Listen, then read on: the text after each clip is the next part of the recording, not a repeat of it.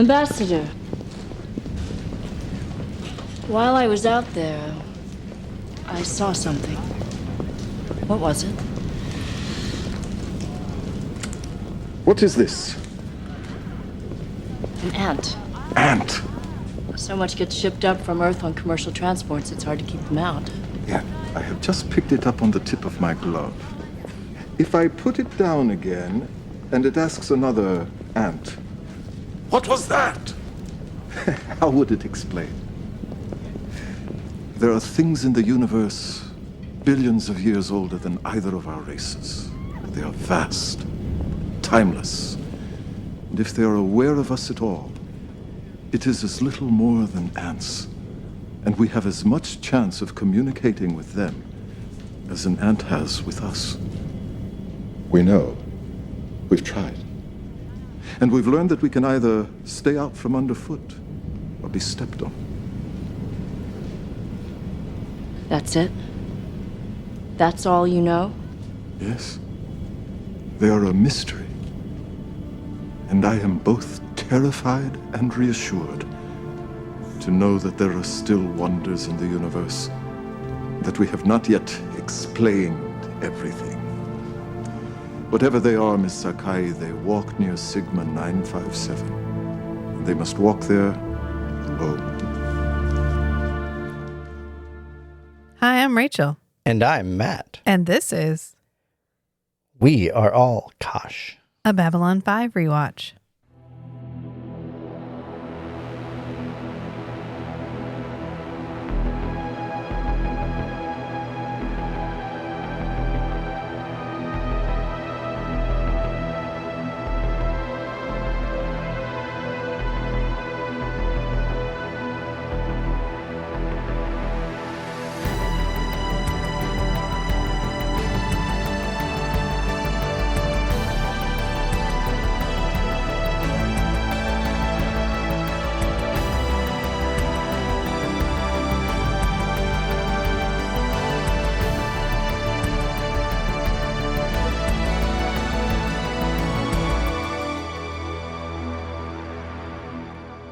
Welcome back, friends.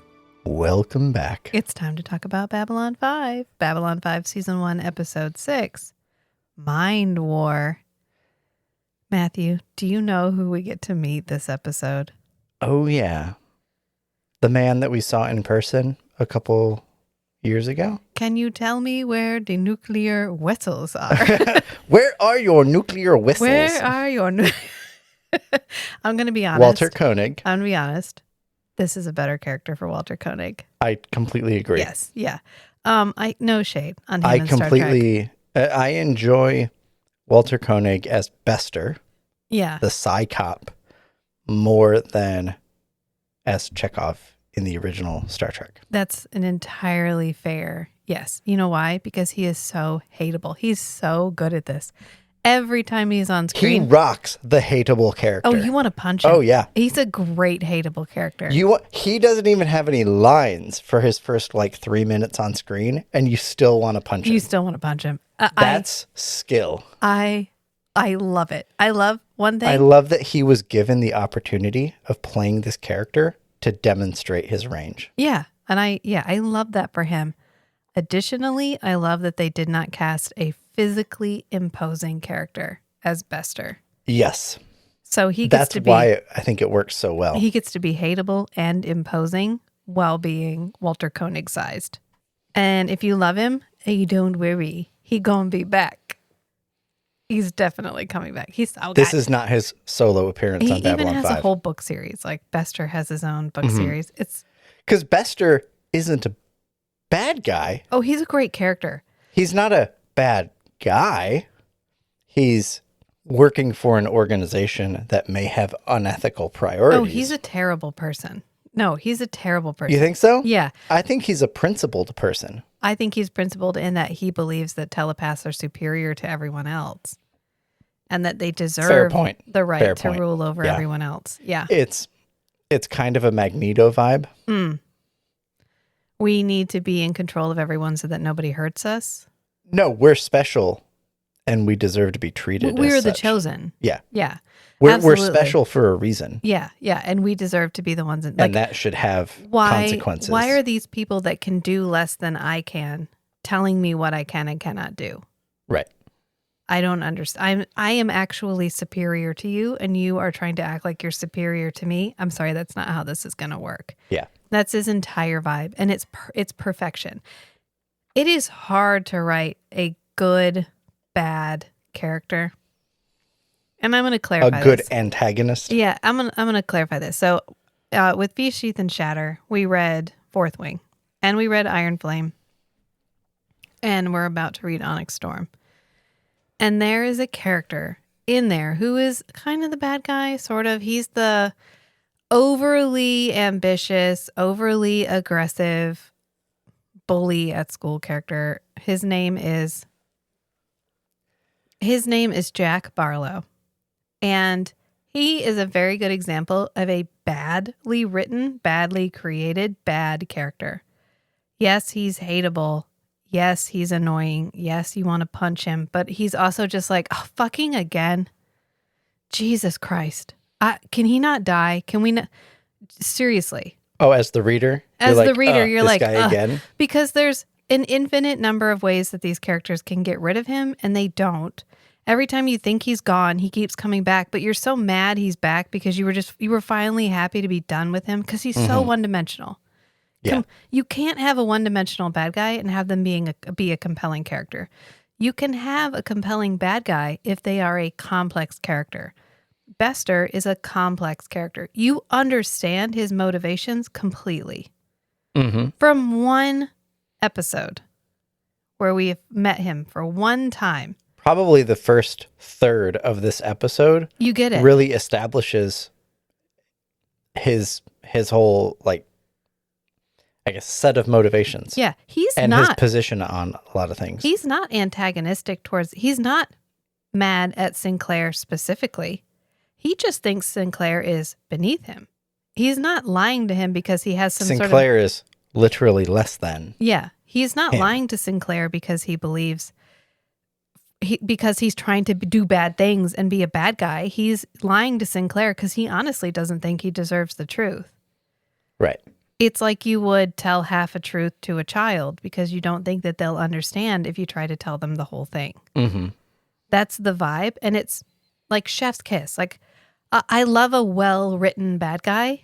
Babylon 5 is rife with well-written bad guys. There's going to be some bad ones too. But that's okay. You know what? Life requires balance. And so do entertainment media like Babylon 5. So in this episode, we start with a space battle. Hurrah! We got to do something in space. We've been in space, but we haven't been in space yet. Yeah. Like we had the here's Raiders. a scene that is following a ship, and then some other ships show up to cause some problems. Yeah, we had the Raider plot for like a hot minute. Yeah. Way back in the very first, the first episode, not the pilot, but season 1, Right. episode 1. But we haven't really had like a spacey thing, except for the tiny little This is how their tongs. CGI budget gets paced out. Yeah, it's fine. So we get like not really a space battle, but it's these Star Furies and they're chasing a stolen transport. And they're like, hey, you're going to want to surrender. I'm going to need you to go ahead and surrender, sir. And he's doesn't respond. And they're like, hey there. hey, Could you lock up your engines, please? oh, you seem to have stolen a transport there. You think you can go ahead? Just go ahead and surrender to us. That'd be super. You know what? Just go ahead and turn it off. It's going to be all okay. All right. But of course, that's not exactly what happens. There's a big flashy light show and the Star Furies disappear and the transport continues. Well, on its they're not merry Star way. Furies. They're something else. Well, but they disappear. They die. These people die. Right. The ships, the fighters that are trying to intercept the ship disappear. They die. After the flash of light. They straight up The die. implication is they did. So we're going to set that on the shelf and Because- discuss it later. you know what? Because they never discuss it. They never bring it up. Yeah, between the characters, they never bring it They're up. like, oh my God, you killed that guy back at Psi Cop. And he's like, I had to. Nobody's like, hey, you killed 3 innocent people who were trying to stop you because they thought you were a stolen transport. They're like, oh no, it's fine. They were enlisted. It's okay. doesn't really matter. It's They okay. were working for a corrupt oligarchy. You know what? Oh, telepathigarchy. No, I don't know that they were working for Psi Corp. I think they were just pursuing the stolen transport. Oh, I thought they were working directly with Psi Corp or working on the orders. Oh, we don't get of any Psi kind. Corp. We don't get any kind of detail. Yeah, we don't get context. No, we get on- no on context those at three all ships. about where these Yeah. people are. They're too far into Who space. are they? Do they have families? We know this was 2 jumps away from Babylon 5 because later Garibaldi's going to be like, the last time it was seen was 2 jumps away from Babylon 5. Did And they that's help it. old ladies cross the street? They might have. Mm-hmm. We don't know. You know what? Let's have a moment of silence. Did they charge their mother-in-law's RV so that it could be started so that it doesn't just completely degrade sitting in the yard? Hey, I don't think we need to bring you into this. What are you talking about? I'm just throwing out hypotheticals of what a moral, helpful person would do. Can we take a moment of silence for these poor Star Furies? Poor Star whatever things that were chasing this guy? Yeah. There, we've now spent more time on it than the entire episode will, so congratulations. And it brought up the question, because as time goes on, we're going to lose pilots. We're going to lose Star Furies on Babylon 5. Did they get resupplies? Do they have to call that and be like, oh my God, we lost 3 more pilots. Can you send 3 pilots and 3 more Star Furies? And then is it like a short straw thing? In like, my oh my God, who mind- goes? In my mind, Babylon 5 itself can probably manufacture Star Furies. That's an interesting, that is, I It's don't just, think that that's the case at all. It's just a matter of getting the raw materials to the station. And putting them together. I don't think that's how that works. I imagine Babylon 5 has a lot of manufacturing capability just for keeping the station running. They are- I need this kind of machine because the atmospheric control system on the red ring is dying. Okay, we can build that. Okay, cool. I have a feeling that Babylon 5 maintaining and repairing itself is a little bit like field medicine. Maybe not right now. Where you can- Maybe in a couple seasons they have that manufacturing capability. Because they can patch things up. They can do minor repairs. But like when they're going to get a new defense grid eventually, when we have the money to redo the CG, we're going to get a more effective defense Yeah. grid. And that gets installed, like that gets shipped to them and installed. They don't build that on site. Obviously, it's cheaper to do that, but I think they primarily function in as a a port. pinch. I think Well, they primarily yeah, function as yeah. a port. I don't think that they Yeah, import but all goods. they're very distant. And so you have to have some capability to manufacture things on demand. Yeah, but like field medicine. Like I think you could patch things up. I don't know that you could construct an entire ship. Maybe there's enough pieces. Well, because That you could assemble okay, one. I have more I can add to this argument, but it involves spoilers. So we're just gonna we're gonna put a pin in this. My position is that they are. That's too long. You got to stop it now. Stop. Thank you. My position is that they're primarily a port. Your position is that they have the capacity to manufacture things. As time goes on, we will revisit this argument. Does that sound fair? Yeah. Okay. I would consider them an outpost They are an outpost, which is rather why than I'm a thinking port. they're well, no, because they do bring in goods and then redistribute them. Right. But Yeah. they know they're remote and they operate as such. They're aware of. We're going to revisit Timelines. this as more information comes to light. Okay? Okay. Okay. Stick a pin in it. Still stick a pin in it. So we hear an orphan line, which is we're on the outside of the station, and we hear a line that we don't know the context of. And it is Catherine going, "We have a problem, Commander." And then we go into their room, and it's Sinclair and Catherine being super cute together because she's like, "You have button undone." That's the problem. You have a button undone. Let me help you with that. Let me go ahead and put. I did it earlier when we had hot monkey love on the frictionless sheets, but it's perfectly fine. Mm-hmm. Yeah.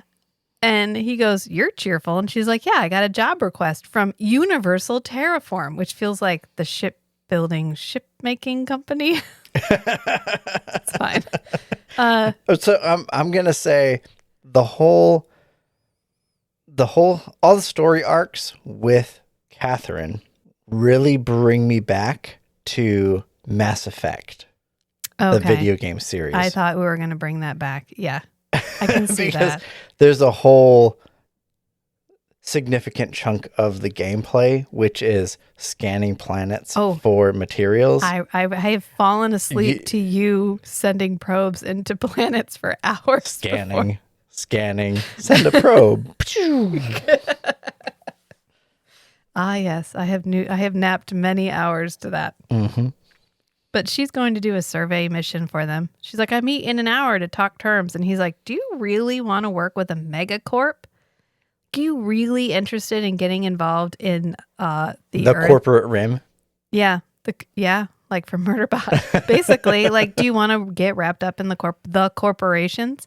And she's like, I mean, yeah, I'm kind of a boss babe, which she is because she's independently wealthy. Right. Self-employed she's woman. kind of a big deal around here. Yeah. She's like, I can handle myself. You worry too much. And he goes, you don't worry enough. And then she goes, a perfect combination. Just the best. It's the most like, we'll always have the rim. Like we'll always, it's the most like 19. I love their relationship so much. I'm going to keep coming back to that because I'm never going to not love it. We don't get enough of it. And then she picks up her coffee cup to sip it. And I want to address the shape of this coffee cup because I made coffee cups for many, many, many years because I was a professional potter. And this is my favorite shape of coffee mug with the really narrow top and then the big bulbous bottom. And this was such a thing in the 90s because you could set it on your dashboard and it wouldn't tip over. Hold on. Dashboard like in your car? In your car. You had a real wide base, and then you had a real narrow top because they're super stable in the car. Like they're super stable. Low center of gravity. I get it. I have never seen anybody put a drinking vessel on the dashboard. I have not. I did not get the opportunity to see your mom driving early 90s era vehicles. I miss this shape of mug. I'm just going to put that out into the universe. Write that down. I can, spending a moment on it, I can imagine your mom setting a very wide-based coffee cup on the car dashboard and then just, let me get on the highway here. Did it always tip over? Absolutely.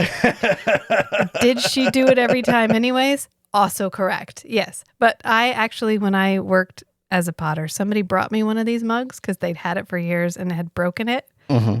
And they wanted it remade because they loved it so much. Mm-hmm. And so I redid one in this shape. And I kept one I made two just in case. And I kept one for a really long time because I loved it. Anyway, I just want to put that out there. Threw it on the ground. You probably broke it. Yeah. I probably did. You probably did. Yeah. I'm the primary I literally don't breaker of Rachel pottery. Anything that I've ever made anymore because you've... No, nothing that you've kept on the... Yes, yeah. It's all had to go into storage. Usable stuff It's all had to go into storage. But you have a few items that you've put into storage to protect themselves from me. Yeah, but then Catherine... Which is a nice, like, I get a warm feeling in my heart to realize I can have such an impact on the world. That I literally have to remove things from your enclosure. Oh no, he seems to have harmed himself on this enrichment object again. I think I'll probably have to go ahead and take that out. You're welcome. Mm-hmm. Then we come back to Catherine. She's like, are we meeting for lunch? I'll see you at lunch. And he's like, oh my God, nah. I have a budget meeting with the construction guild. And this is one of the things I wanted to mention about Babylon 5, which I actually really enjoy, is we have a very nitty gritty how it functions. Like we're going to build it slowly, but like there's a construction guild and there's dock workers. And we get into the concepts of logistics. And it's such a nice balance of getting into the nitty gritty details versus just referencing the existence of these ideas of how the station operates. Yeah. Just to give the feel of, here are the things that are important to the commander of the station. Yeah. Why they're important without getting caught up in like losing the forest for the trees details of what are the particular disagreements in this contract with the construction guild or whatever. Yeah. It's just the construction guild is important to the functioning of the station. The commander has to have these kinds of negotiations, and they're important for these vibes. Yep. But we don't actually spend a lot of time with Sinclair or whatever I mean, we will sometimes when meetings. it's important. Yeah. When it's important to the plot. Right. But we it's do such a nice balance Yeah. for the full like enrichment of the plot. And this is one thing that I enjoy Star Trek. I love the utopian nature of Star Trek and the fact that we don't discuss that these people don't need money. They don't really need jobs. They just kind of do what they do. Like they're just, I am spaceship commander of the spaceship because I started as an ensign and I've made my way up and blah, blah, blah. And that's great. And I love it. And I appreciate we've figured shit out and we're all in this beautiful socialist utopia where we're all working together. But also, we don't talk about the people that shovel shit for the revolution. Like, people still clean the toilets, and people still sanitize telephones, and people still do the grunt work. I was going to throw in hand phone sanitizers. That is a Douglas Adams reference. And that's great, but somebody either has to choose to do that or they have to be in a position where that is the only thing that they're allowed to do. And we don't really discuss that, we can't all have lofty goals and still have a functioning society. We still have to have street wipers and we still have to have anything that you can't automate with a robot. Somebody still has to do. And we don't. We just hand wave over it because utopian future. And that's we reference it, but specifically we reference the significance to the word I hear is sensibilities, or the more technical term is salient landscape. okay. Which is the landscape of things that stand out to you as a conscious entity of what is important for you to keep in mind as you operate minute to minute, day to day. Okay. And we do a really good job of bringing up the right kinds of things, or I guess the things that feel relevant to what it would be like to be the commander of this station. Yeah, no, Babylon to make 5's it good feel about that. very lived in. Right. Yeah. And no shade on Star Trek. Never shade on Star Trek. Just that these are compare and contrast situations where it's with Star Trek, you love the adventure, you love the crew, but you don't get a real sense of how the actual world functions. Babylon 5 is very good at giving you these broad stroke views into the fact that this is a functioning society that is not all that different from the way our world works now. Right. We've just figured out space travel. We haven't figured out any other shit. Don't think we have. We have not. And he says he has a budget meeting with the construction guild and he's going to have to make some cuts. And he's not super excited about telling him about it. Yeah. And I mean, I'm mad because of course I don't like it. Basically, Babylon 5 got their budget cut and now he's got to figure out how to make up the difference, which sucks, right? Because we know that we just got a new administration because we covered the election. And I'm kind of sure he could just have a PowerPoint presentation about all the debris left behind in the non-occupied areas and be like, I mean, what are we doing with our budget right now, guys? What are we doing with it? Because why are you storing critical materials over here where someone's trying to assassinate Jakar? We need to clean these boxes up. It's interfering. It's a problem. He got knocked into them and someone's going to get hurt when they try to use that unoccupied tube space, which... Right. I looked up the... Regulations? No, there's a technical name for the location of how you store things in a warehouse. Oh, I don't know anything about that. From my supply chain engineer days. Clearly, you dumped all that knowledge. I looked up the the location tag on the boxes that got knocked over when they tried to assassinate Jakar, they're in the wrong place. Yeah. They were supposed to be 2 compartments over. We can't just be setting this stuff around, guys. We can't operate in this kind of mess. When someone looks up that box and then they go to this compartment, the box should be in there. They shouldn't have to go search the next 3 compartments over to find the box. What kind of operation are we running here? I know. See? So anyway, that's what I would do. We need to aggressively resolve these inefficiencies in the operations of our inventory management. This one time I was undercover with Ambassador Londo and I had to hide behind some boxes. So I'm thankful they were there. But also I looked it up. They were in the wrong place. And they were also in the wrong place. So I just want to point that out. Also, what the fuck, y'all? This other time I was fighting this guy who had turned into an evil killer from a extinct race from Ikara 7. And I got thrown into some boxes, and I looked those up, and they were also in the wrong place. I'm just going to need you guys to get this together. I'm glad those boxes were there. Because they broke my fall. But they should have been different boxes. Do we not have a storage area? The boxes that were supposed to be there were actually in a different compartment. There would have been boxes there, regardless of how accurately we were managing our inventory. But you guys are getting sloppy, and I am finding out about it. First-hand experience. Also, this one time I was fighting this Mimbari who was wearing a changeling net, and he got thrown into this cage, and he got electrocuted, and he just touched the cage, and it was live. You guys, we need to be capping off our wires. You could have thrown me into that cage. Come on! It's just a PowerPoint of the last 6 Get episodes. you together.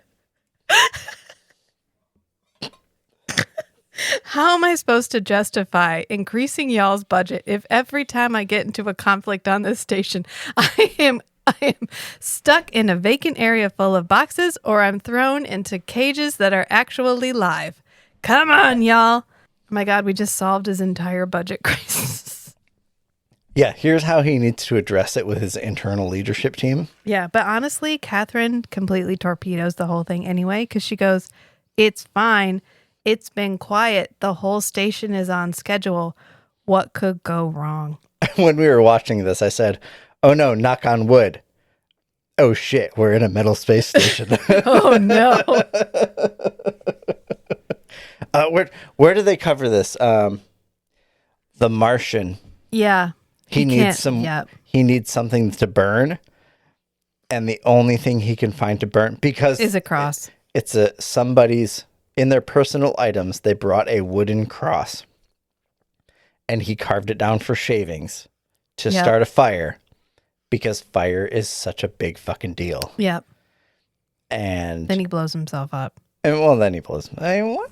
It works out in the long run.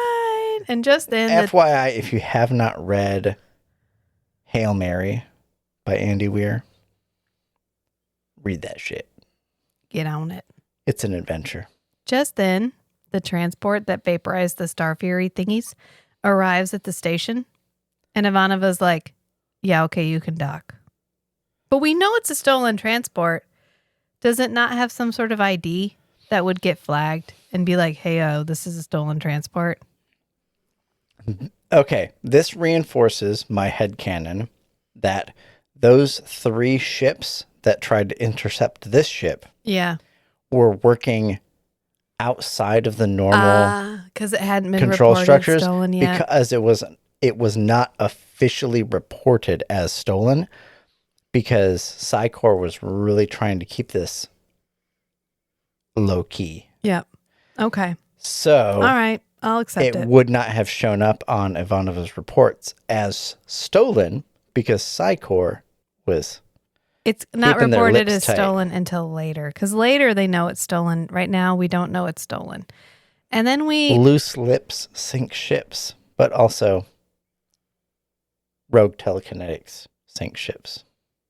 It's a complex thing. Lots of stuff sinks ship, actually, not just loose lips. Yeah. Yeah. So then on board, we pan up. This guy goes beep boop and hits a console that's It's fine. He texts the tech. He texts the tech and it like pans up and hey, this is a guy named William Allen Young and he's going to play a character named Ironheart, Jeremy Ironheart. Jeremy Ironheart. And every time they call him Ironheart, I'm like, isn't that a Transformer? Isn't there a Transformer named Ironheart? All right, so just searching Ironheart on Google, we get a movie coming out in 2025. Genius teenage inventor Riri Williams recreates the most advanced suit of armor since Iron Man.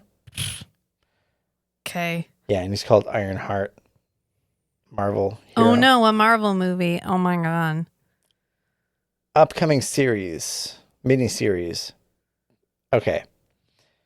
I asked specifically about Transformers. You know my feelings about Marvel. God damn it, Marvel. You contaminated my search results. Okay. Pro tip.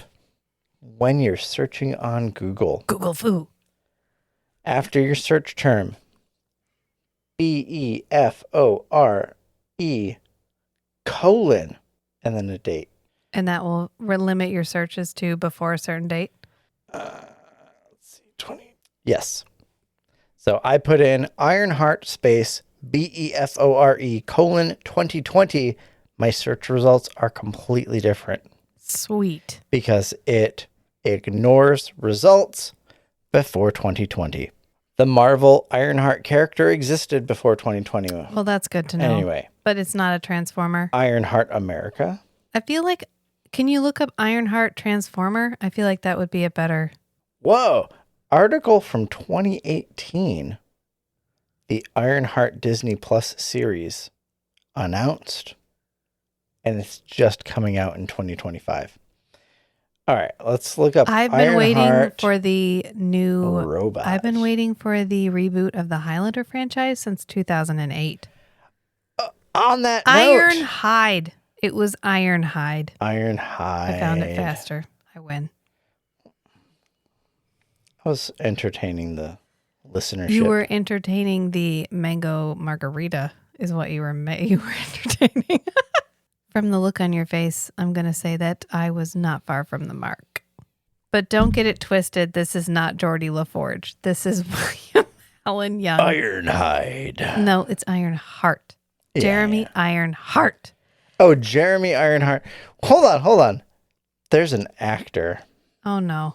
Jeremy Irons. That's what I'm thinking of. Yeah, no, this is different. It's also distinct from that. It's fine. He's only in this episode. And we're never, ever, ever going to reference how this guy becomes a god. Ever, ever, ever, ever, ever again. He ascends. Don't pin this. You don't need it. It's fine. So we'll just stick with this with all the aliens that pass beyond the rim. the entire purpose of this episode is to introduce Bester and to introduce Sigma 957. Yeah. That is the entire purpose of this episode. Stick a pin in Sigma 957. It's going to be a while. It's going to be a while, but just stick it in there. So we come back to Talia. She's chatting with the client. And the client's like, what is it like to be a telepath? And she's like, imagine you're in a really cheap hotel room and you can hear the people chatting next door. And as they get on the elevator, oh, hey, Garibaldi. Wait, and you don't want to hear them, but you can't quite not hear them? That's what it's like all the time. Just people muttering in the other room. And before we get to that, we get Walter Koenig as Bester because he comes off a transport with a woman whose name I don't know, and it doesn't matter. It's another Psi Cop. And they get off of this transport. The expendable one. And he just looks at this guy in customs. And the guy's like, oh, hey. Yeah, no. Okay, absolutely. Like he's talking to him, but he's not talking to him. And then we come back to Talia and she's like, oh no, it's difficult to block people out. It's hard to block people out. But if you have a lot of emotion, then it's casual especially thoughts hard. are easy to block.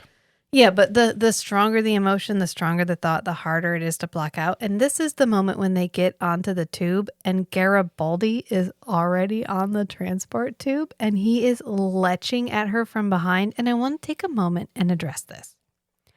Because in 2025, this feels a little sexual assaulty, where he's literally staring at her ass and thinking about fucking her so hard, she elbows him because she can feel it. But no, wait. Giving Garibaldi some slack. Let me.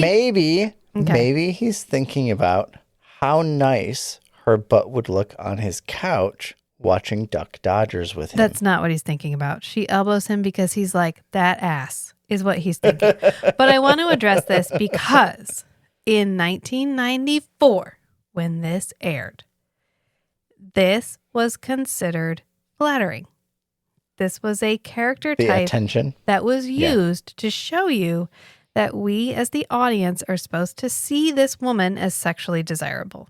It wasn't supposed to read as lecherous asshole. Don't be alone in a room with him. That's not the intention. This is supposed to read as, ha ha, funny, this man is attracted to her. And so this is a moment where you need your context lenses. This is supposed to be a comedy moment with Garibaldi, where Garibaldi is supposed to be like, it's kind of like the lecherous old man in Japanese cartoons. Which continues to this day. Right. And they're just a character type. And they're not intended as a statement. They're not intended as an aggressor. It's almost like a current cultural evaluation of what is mainstream beauty. That's exactly what this is. Yeah. And this was something that was very pervasive when I was young and when you were young. And it was considered... Hey, I'm older than you. It was you don't know. Like, you're not that much older than me. But it was considered flattering. This is him telling her she's pretty. Because he's sexually attracted to her. The implication at the time was that Talia should be flattered. Yeah. Still, not necessarily still flattered. Offended. She can be offended, but it's not reasonable for her to be offended. Yes. But this wasn't an offense. This was like I don't want you thinking about me that way. This wasn't you should be punished by your surrounding society. This is, you're looking at this lady too long. She personally can be offended. If we think about it in context of, could you go to HR about this moment? No. In 1994, this was not an HR moment. But it was close. It's close. If he did anything physical, like if he had acted on this in any way. On top of that. Yeah. If there was a repeated pattern of this kind of moment, that is something you can take to HR. Right. That would, even in 1994. Especially nowadays. Yes. But this is supposed to be like I see a hot woman, I swipe right, or whatever direction you're supposed to swipe, because I definitely predate dating apps. I don't know either. I'm supposed to swipe accept. This is I think I want to swipe accept moment. That's what this, if you want to like apples to apples, this is what this is supposed to feel like. Oh, we are not really colleagues because the Psi Corps is not necessarily in the same... She's operating as a private consultant. They are parallel, but not overlapping. Like, they're not necessarily working for the same group. Yeah, there's no, like, it's fine. Fraternization here. This isn't he's not her superior. He's not in a position of power over her. He is literally, like, someone who works close to her, but isn't necessarily employed by the same people. And so this is supposed to be like a, hey, I think you're hot moment. Yeah. And to us now, it feels a little bit like a lot, but this is supposed to be a joke. So you can just, all of that to say, this isn't supposed to show us that Garibaldi's a bad person. This is supposed to show us like Garibaldi's a fun, flirty, single guy who thinks this woman is hot. Yeah. Because he's standing behind her and he's literally looking at her ass. And then she looks absolutely horrified and she ends up elbowing him in the chest, like slamming him in front of her, in front of the person that she was working with. Right. And I want to say once again, Andrea Thompson does an amazing job face acting. She's great. I have no problems with Talia. Like, she's wearing her green suit. The Talia character so well. And just face acting completely communicates that she notices the strong emotion, the strong emotional thoughts coming off of Garibaldi toward her specifically. Yeah. She is offended. Yeah, and she punches him. And she responds. Yeah, she elbows him in the ribs. Yes. Yep. She elbows him. Yeah. And Then she storms off. She exits the tube as soon as it opens, and then he leans forward and holds his chest because she heard him and goes, I think I'm in love. And again, I'll point out this was intended to be a joke, and it would have been funny. In 1994, Yes. this would have felt hysterical. So this is one of those things where you just have to put your 30 context. years ago. Shh, why do you always do that to me? You did that to me when we did Forever Night, and you do that to me now. I was just thinking I did this all the time in Forever Night. There are moments. Well, you said 1994. It was sticking in my head. That there are moments where you just have to perceive them in context, and this is one of them. It's Right. intended as a joke. Read it as a joke and move on. Right. And then we get back to Bester again, which is honestly the entire point. Who's the best asshole ever.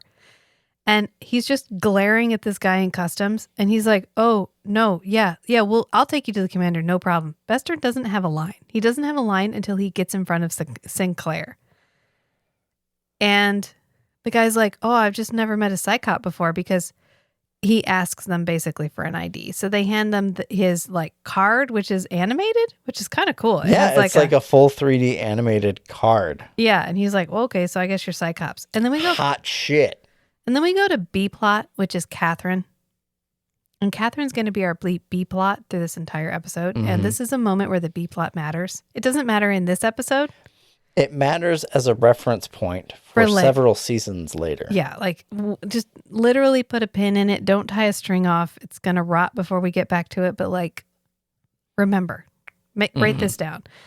And she is going to be going to a planet called Sigma 957, which is a class 4 world. It's uninhabited. It doesn't even have an atmosphere. Should be absolutely no problem. Preliminary surveys have indicated that it might have Quantium 40, this is when we realize that Quantium 40 is used for jump gates, because she's like, whoa, that's great, because we're backed up 6 months at home because Quantium 40 has a shortage. We haven't even made that many jump gates because, wow, we can't get enough of this stuff. And they sit down in front of Talia, who is there for the negotiation. And this guy's like, okay, so we're going to need to keep this absolutely confidential, actually. So you can't tell the commander. And this is an interesting point. She gets offended. Well, this is an interesting point, which is this is also a conflict of interest for her to be involved with an Earth Force officer. Yes. Because she is an independent contractor who works with corporations. Not just an officer in Earth Force, which Yeah. is the military branch of Earth Alliance, which is the government that runs Earth. She's in a close personal relationship with the commander of this station. The station she is doing business on. Right. And he probably has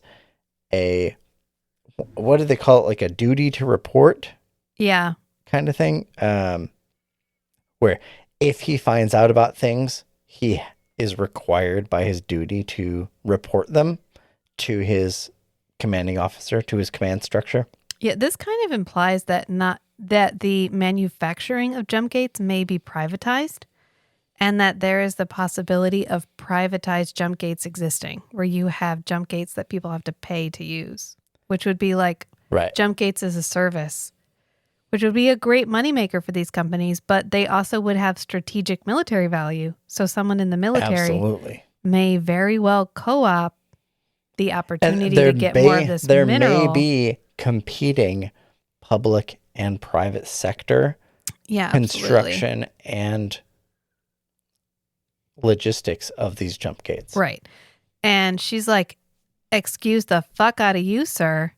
I am completely neutral in this. Like, what do you think I am? I'm a businesswoman. I'm not going to jeopardize my business. I'm offended by your implied disrespect. And he's like, whoa. I mean, my integrity. He's like, whoa. I was told to ask, so I'm asking. Like, we're going to be spending a lot of money to have someone go out there and scout it out. And so I want to make sure that it's worth it. Even though I know even if we like find a little bit of Quantum 40, it's going to be worth it. But like, I got to know. And she's like, my personal life has nothing to do with any of this. And she promises she won't tell. And this is when Talia is like, yep, she's not lying, which is her entire purpose for being there. And I hope she gets paid boatloads of money to literally just sit there and be like, she is not lying. And the guy's like, Slip 1,000 credits under the table to Talia. That's why the Psi Corps is independent. Okay. And this is when the guy's like, oh, but by the way, the target that you're going to go and check in on is in a contested sector of space. So we do need approval from one other party. And a very familiar looking costume walks up behind Catherine and ba, y'all. It's Jakar. God, I love Jakar. I wonder if members of the Psi Corps are mandated reporters on certain topics. Like if Talia is involved in monitoring a business transaction involving a planet that may or may not have some quantities of quantium-40, is she required to report that to her Psi Corps command structure? Listen, the rules on what she can and cannot disclose must be so detailed because she is not only privy to these negotiations, she is also privy to their personal thoughts. Every other during the surface negotiations. Thought. Yes. Yes. And she is a non-voluntary conscript. Conscript? Like she has to work for the Psi Corps. Like if you are a telepath, you have to work for the Psi Corps, or you don't get to be a telepath. We learned that from Ivanova's tragic backstory. So, I mean, there must be such an intricate network of restrictions on telepaths. Mm-hmm. If you are employed to work for a business person, there is like a doctor or a priest. There's a non-disclosure agreement. Like you literally can't. There's a confidentiality there. There has to be. There has to be. And if she gets kicked out of Psi Corps, she either goes to prison or she gets her Psi Corps taken away. I wonder if the Psi Corps like privileged information. Yeah. Like from their day-to-day duties. I wonder if that falls underneath like psychiatry, like counseling, therapy, confidentiality agreements. I don't know. We're gonna get a little more. That seems like the most similar thing is like therapy sessions. Like your therapist can't talk about. It's probably similar. There's probably just a very limited amount that they can disclose, and that doesn't mean that there's not backdoor networks of. I mean, telepaths are the ultimate blackmailers, which we're going to learn eventually, which means that there's probably a network, a river of information that flows through Psi Corps that gives them power over pretty much anybody they want. I'm just wondering about people like Talia who mostly operate with like private, like individuals operating with corporations. I think the day-to-day grunts like Talia probably just operate within the rules. I bet there's a short list of specific topics that she has to report. We're going to get more Talia, and we can come back to this discussion. But the dude from Customs takes Bester straight to the commander, straight to Sinclair, and Bester tries to do the mind speak thing with Sinclair, but Sinclair's like, yeah, I'm going to need you to go ahead. Get the fuck out of my head. Get the fuck out of my head. This guy looks really familiar. And I think he shows up more. Who? I think he's Bester? No, the guard. Oh yeah, he's in it a bunch. Yeah, he's a recurring background character. Yeah. I don't know if he gets any more important. Well, Bester is like, I mean, it saves time. Sorry, like I don't want to communicate in your primitive word by word language when I can just mind to you. And Sinclair's like, I don't actually give a shit what saves time for you. So, I mean, fuck you, I guess. The entire vibe of Sinclair when he's working with Psi Corps is fuck you. Yeah. Not with Talia, which makes me think that the like day-to-day telepaths are probably regarded differently than the I work for Psi Corps people, like Psi Cops. And he goes, I thought there were rules. And Bester's like, I mean, there are rules. And then there are rules. And because we literally our only job is to take down like rogue telepaths, so we have a greater latitude than other telepaths because we need to be able to use the full range of our abilities in order to do our job. And, oh yeah, by the way, we need to meet with Talia and your entire security team. And he's like, okay, well, first of all, fuck off. Second off, fuck off. And 3, you're not going to turn this entire station upside down for one rogue telepath? Like, how bad can this possibly be? Oh no, is he going to know somebody's secrets in the Zocalo? Fuck off. Like, no, you can't have the entire security team. And Bester's like, okay, but this is a very special rogue. No, I'm not going to give you any other details. Meanwhile, the very special rogue has rented a room. And my favorite part about him renting a room is that this lady shows him to the room, which implies there's like a concierge service. And then he immediately starts what is like a Babylon 5 sales pitch that's like, welcome to Babylon 5. You have numerous shopping opportunities available on the Zocalo, our market floor. And in the background is just like, here's how to live on Babylon 5 while he's walking around. And then he has a mind quake, which we name it a mind quake later. And it is a mind quake. So that would it do be what it do be, which is his head makes the room shake. And Rumble. it doesn't look great. And he's like, oh, my head. And then we come back to Bester. And we're like, oh, okay, he's a very special rogue. We can tell on account of how he made the room tremble. And the Bester's like, okay, Now we have secret information. I'm sorry. This guy's name is Jason Ironheart.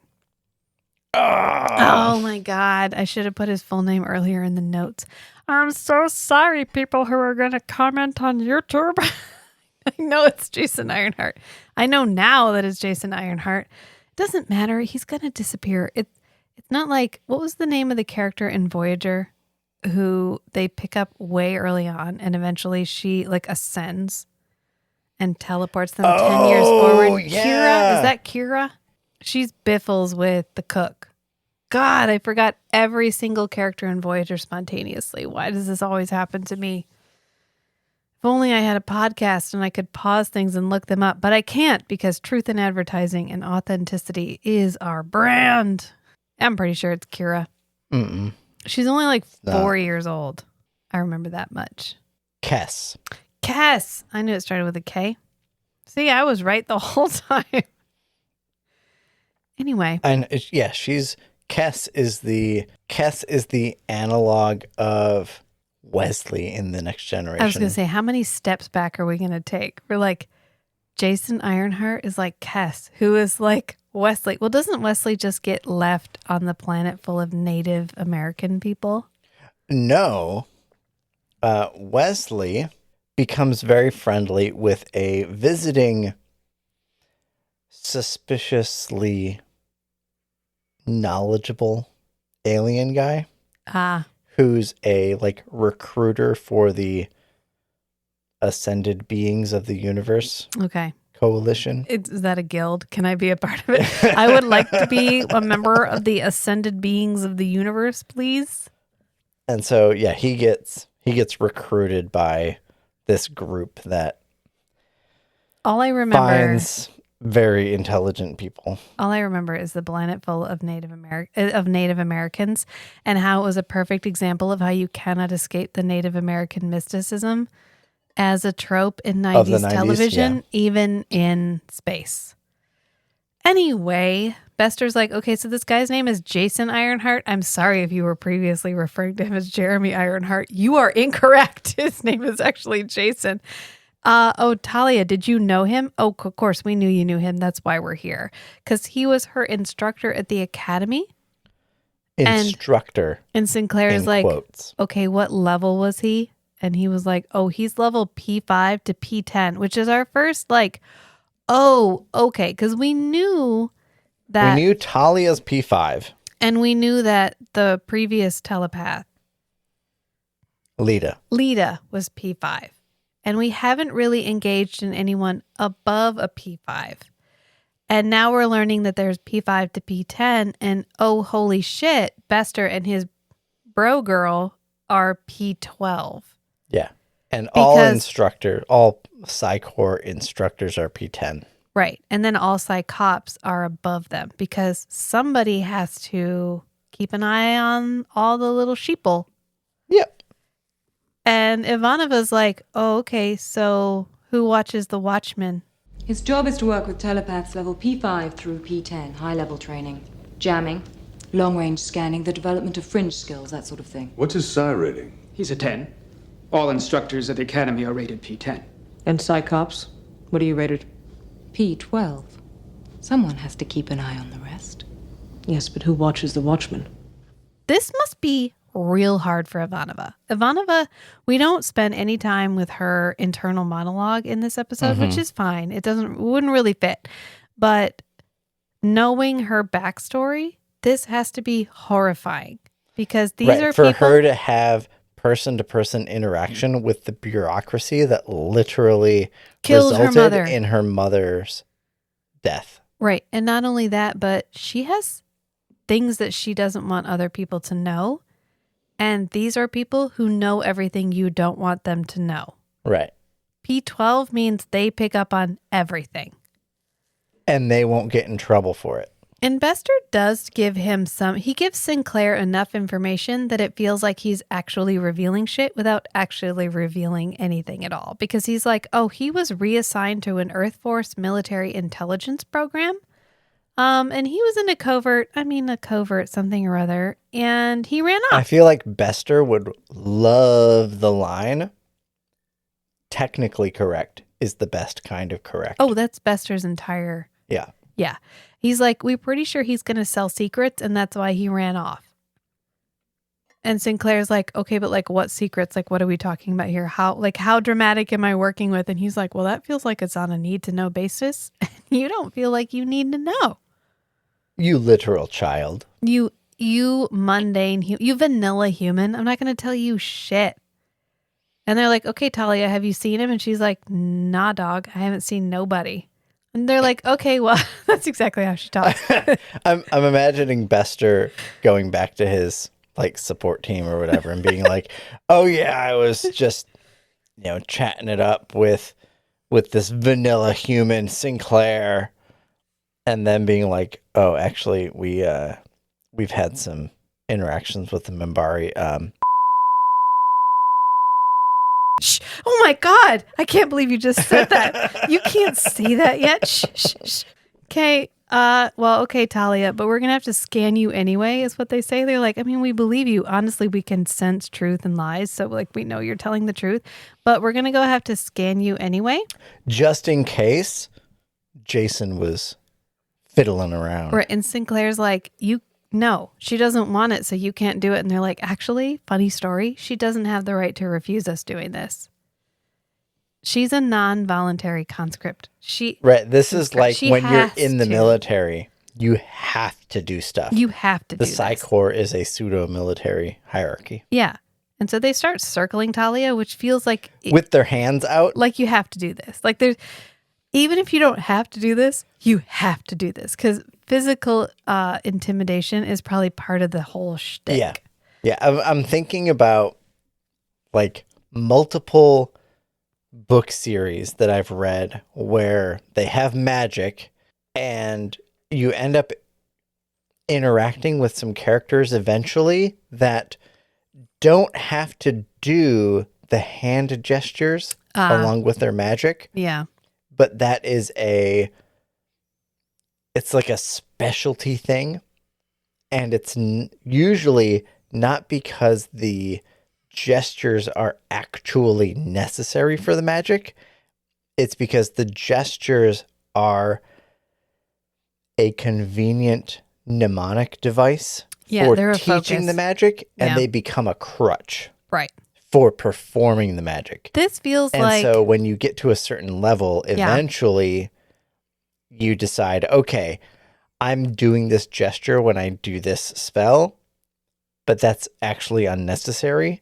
I'm going to train enough. I'm going to train myself to the point where I don't need to do this gesture when I do the spell so that I can perform the spell if my hands are tied. This whole thing feels like it's as much a show for Sinclair as it is for anybody else because Bester that's a good point. Bester makes a point of saying this is going to be really unpleasant. You don't have to watch it. You can leave if you want to. You don't have to be here if you don't want to be.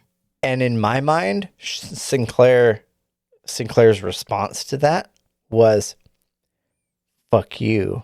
I'm not leaving my friend. Yeah, I'm not leaving Talia. So they start doing this. And like, Talia, I'm here for you. Yeah. Yeah. So they start doing the circle thing, and there's like a heartbeat playing, and she starts like sweating and screaming and holding her head. And that's why it feels like it's as much for everybody around them as it is for it's intimidation on a larger scale than just Talia. And finally Commander Sinclair is like, that's fucking enough. Like, stop. What more do you really need to know? And he yells like 2 or 3 times in escalating volume. Yeah. And literally, Talia walks out of the room. Well, first of all, they're like, oh, wow, she really hasn't seen him. Huh. Funny. Interesting how we have proved her right. Okay. And that's surprising given their prior involvement. Boop, boop, boop. Like that's a, oh no. Wink, wink, nudge, nudge, say no more. Oh, yeah. And so she literally walks out of the room and he's right there. He's like standing outside the room like that. And when we were rewatching this, I was thinking it would be really smart for him to just sit and listen for any mind scans going on. Yeah. Specifically involving Talia, and then go and talk to her after the Psi Cops have scanned her. And boop, there he was. I mean, he's literally like, anyway. Right. Like that's why she hasn't heard from him yet. Is because he's waiting for them to talk to her he's first. He's a fucking P10. Yeah. Oh, he's above a P10. He's like demigod at this point. But in like the last 20 years of his training and practice, he's a fucking P10. You're not going to catch him with this shit. Right. Right. Even a vanilla P10 is going to be able to detect mind scans from a distance. And they're going to know what the standard operating procedure is. Right.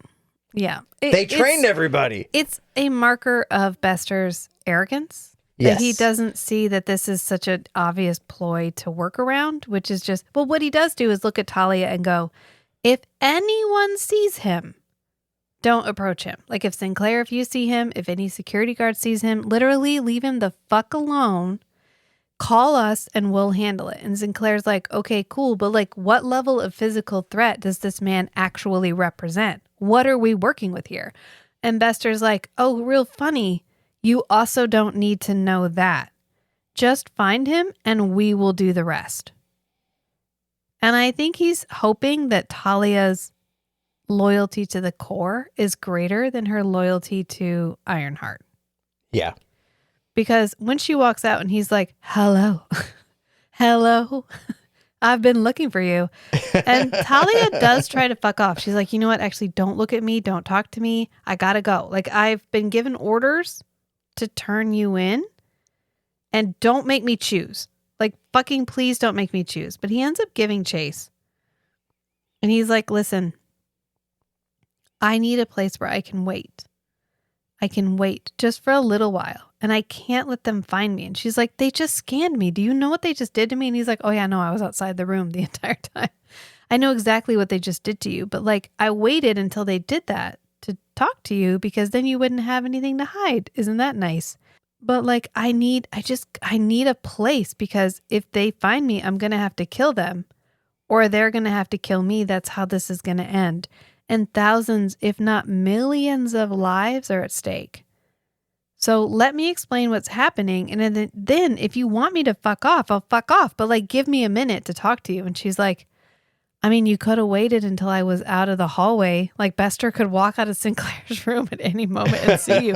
Like if Sinclair, this is literally the hallway right outside of Sinclair's like office. If Bester had not been in there literally whipping his dick out and laying it on Sinclair's table, he could have stepped out and seen Ironheart and gotten this whole shit over with. It's fine. Then we go back to Jakar and Catherine. And Catherine is like, listen, if this is your way of getting back at me through the commander.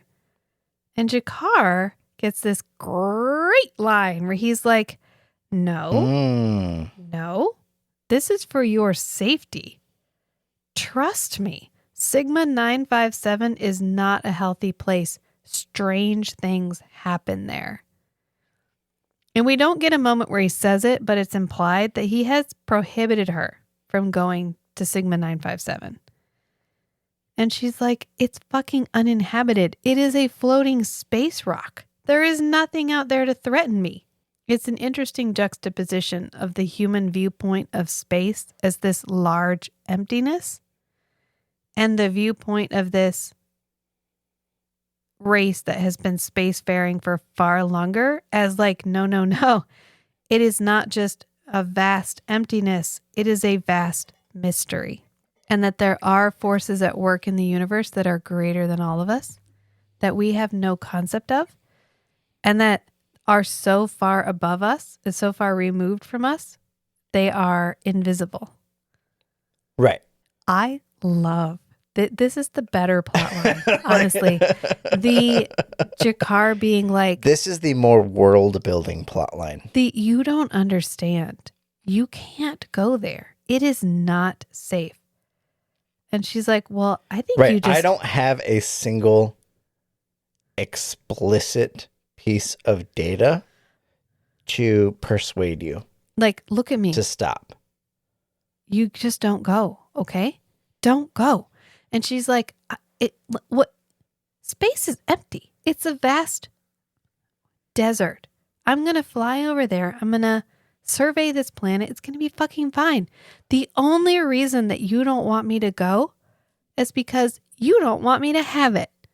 And your government doesn't have the resources to exploit a world so far away. So you're just holding on to it out of sheer spite. And he goes, you know what? That's fair. Considering what you've been told about me, I can see how you'd think that. But you're new here. So let me pass on to you the one thing I've learned about this place. And that is that no one here is exactly who you think they are. I think you want Sigma 957 for yourself. The Narn government doesn't have the resources to exploit a world that far away. But you want to hold on to it anyway, out of sheer spite. Considering what you were probably told about me, I'm sure you do believe that. Despite your long acquaintance with Sinclair, you're new here, aren't you? Let me pass on to you the one thing I've learned about this place. No one here is exactly what he appears. Not Molari, not Delenn, not Sinclair, and not me. Not Malari, not Delenn, not Sinclair, and certainly fucking not me. Bitch. And he's like, I'm being sincere right now. I am telling you, do not go there. No cap. Ignore it at your peril. I'm pretty sure we don't say that anymore. I don't think we say that anymore. I was just thinking of looking up dead Gen Z phrases. On God. On fleek. That's even more dead. Just to purely brush up on my dead Gen Z phraseology from the last couple of years. Listen, they try on specifically to embarrass my niece. She doesn't listen to this shit, and you know. Oh, she doesn't listen to this. But when we're together in person, I can just throw out some shit. Yeah. Yeah, I need to Their cultivate the garden. so fast. Like, cultivate the garden. Wow. I like that. Cultivate the garden of dead phraseology. Cultivate the garden of cringe. The cringe bouquet. Cringe is still I know. vital. That's it's still alive. That's why I named the garden cringe. It shouldn't the cringe garden. It shouldn't be. If anything should die, it's cringe. Because as someone who has been cringe every fucking moment of my life. No, I think cringe as an adjective, as an adverb. But they use it as a way to shame anyone who has any kind of niche interest. Don't be cringe. Okay, there's two ways you can use cringe. There's... Oh no. What have I done? Okay, we're going deep here. Oh no.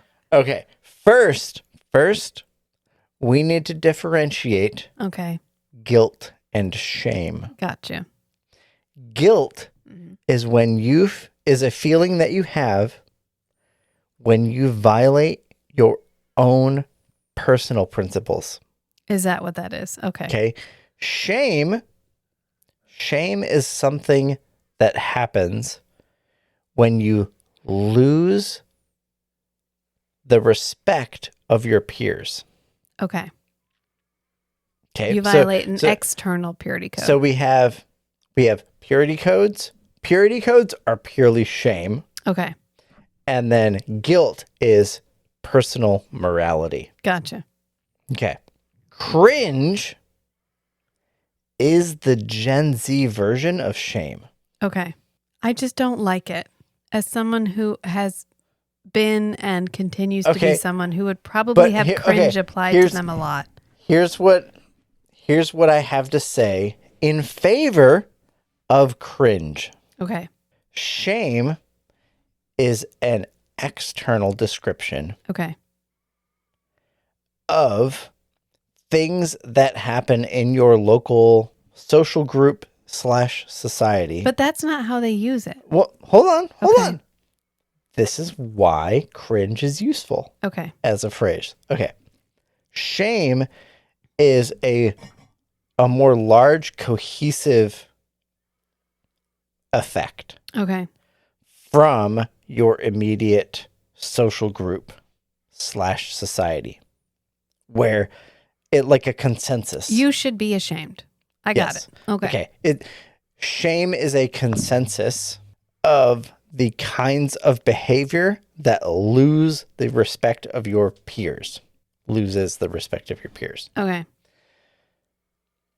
Cringe is the individual internal acknowledgement that I am now aware in a like as an instance of shame, of the shame effect. I am aware of the consensus shame effect internally in me against you. That doesn't make any sense. Okay, you are doing something that the consensus of my larger social circle would conclude is shameful because you're violating some social norms. I don't think that's how they use it. Well, Okay. this is how I think it's evolving. Okay. Because The cringe is I'm feeling a cringe sensation Yeah. upon viewing No, I get that. you acting a certain Yeah. way, but people then saying, "Oh, cringe." That's an acknowledgement. I am now aware that you are doing something that the larger social group views as shameful. The first step to changing your perception is an awareness. I mean, I get it, but I think it's used as a method of control because if you asked our niece, Cringe is used the same way that shame is. Yeah. But now there's a word for the individual perception of shame pressure. I mean, I can see what you're saying is we are acknowledging the existence of it's kind of like changing the way we refer to people who are experiencing homelessness. We're not calling them homeless people anymore. We're calling them people experiencing homelessness because eventually a term gathers so much baggage that you can no longer separate the baggage from the term. So you're saying that cringe is a new way to refer to shame because shame has too much baggage. But it's more nuanced. However, if you asked our niece, are we cringe? She would say yes, because she thinks that the entire fact of us having podcasts about these defunct 90s properties is totally cringe. And give me a minute. Go ahead. As someone who has had to bear the brunt of being referred to as shameful and as cringe for as long as I have, I do not enjoy the way that cringe has mainstreamed the shaming or the calling out of people who have a very specific, very deep, very non-mainstream love of things that are not considered like a socially acceptable. Like, I don't love Star Wars. I don't love Marvel. I do not enjoy the use of cringe. But my observation, my thinking about how cringe is actively being used Okay. in communication. We must be seeing it in different contexts because I'm only seeing it applied to people who are just trying to be their authentic selves and are being called cringe. Absolutely. I agree. It is being applied to people when every time someone uses the term cringe, they are saying, I've noticed this person doing a thing and I'm putting this cringe label on it. Yeah, and But it's shitty. It is shitty. Yeah. The whole shame thing is shitty. Yeah, shame is shitty. Yeah. I think we can all agree on that. Yeah. Societal norms, fuck off. that. Yeah. Right? I just painted my fingernails a nice hot orange. Yes. What was the name on it? I haven't looked straight a fucking day in my life. Traffic cone. Nice. Lovely. When I was I know, because I bought you that color. I just liked the color. Rachel picked it out for me. We were at Walmart and we were picking it out together. Yes. I said, I like that one. Okay, we got it. And she picked it out for me. And then I was actually applying it and I flipped over the bottle and it was named Traffic Cone. It's a lovely orange. Beautiful. Oh, it's so lovely. Yes. I'm going to be wearing this for a while. Okay. The shameful application of societal norms. Yes. Okay. You love that it's becoming mainstream to call it out verbally so that we can address it. It's the dragging it out. Shift. From what I've seen, the way that it's used specifically online in comments. Okay. Well, let's back up a little bit. Okay. Oh, please do. Shame is a more subconscious. Like when you put someone down Okay. because they are doing something that is nonconformist. Okay. I'm familiar with this concept. But in an unconscious way, like you just comment on it. You call it out obliquely. I get you. Yeah, you call it out indirectly, right? This is the distinction. Oh, wow, that's interesting. I would never thought it that way. Bless your heart. Bless your heart is shame. Yeah. And you never put a name or a label on it. Right, so you can't address it. You can't address it. Yeah. Okay, I get where you're going. When it is cringe, yeah. The term cringe, it gives you a face to fight. Puts a name to the internal feeling. Gotcha. Of I am acting out in compliance with my larger social groups, social norms. Yeah. Acknowledging that you are violating my social group's normativity. And the first step to changing a behavior is becoming aware of the behavior. The first step to avoiding a trap is knowing of its existence. The first step, okay, let me repeat this. The first step toward changing a behavior is putting a name on it. I gotcha. Okay. Okay. And I just don't. I thought you were trying to defend cringe as it's cool to call people cringe. No, which I'm not okay with. It's not cool to call people cringe, but it's really cool that the term cringe is becoming more popular. To see cringe and do it anyway. It means people are becoming more aware and able to, they have a name that they can put on this feeling that they're having internally that is compelling them to act out, and being able to put a name on it is the first step of being aware of it. Gotcha. So I don't know how we got to here, so I'm just going to whoop, whoop, whoop, whoop. Back to Catherine. I almost Jakar. brought in. This is me bringing in, but in a very short form. I've been reading this book called Philosophical Midwifery. You know what? It has awakened me to many of these concepts. I am thankful that you are striving to grow as an individual. But currently, we are going to talk about Catherine and Jakar. Back to Babylon 5. Because you know who and else Sigma is growing? 957. Growing as an individual? Is it Jakar? Jakar. It's Jakar. Yeah. Oh, it's totally Jakar. Oh, man. Because she's Hold on, like... I need some context here. Why? Are you going to look up Sigma 957? No. Oh. I need to know what Andreas Katsulas looks like underneath you've seen the him. makeup. He's in other stuff. And you're going to be like, oh, that guy. Wow. Yeah. Okay. Wow. Yeah. He's the most Greek-looking man you've ever seen in your life. He is. Wow. Yes. Ooh.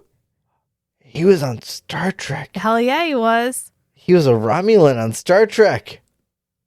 Just like everybody. I mean, who hasn't been in Star Trek? Wow, I've been in Star Trek. I have not. That's a lie. And I would be, though. Just give me a call. He's very similar in age to your mom. But he gets that. He's not because he's dead. But also, oh, no. Yes. Oh, no. He died of lung cancer. No. I need to show you this. This is... Okay. I'm wiping back some tears here. Somebody made a bronze bust of Jakar as a tribute to his character. And if that doesn't tell you where this character is going to go, I don't know what else does. Yes, the plaque on this plinth, this... Yeah. Okay. Andrew C. Andreas Katsulas, actor. 1946 to 2006. Mm-hmm. Busto representado su papel de Jakar en Babylon 5. See, I'm going to go ahead and gently redirect us back to the episode Okay. Anyway, back to Jakar. Okay. Jakar has just had his very stunning... To recap, because it's been a while. Matt's wiping his eyes. Take a minute over there. Okay. We just got... How about some context?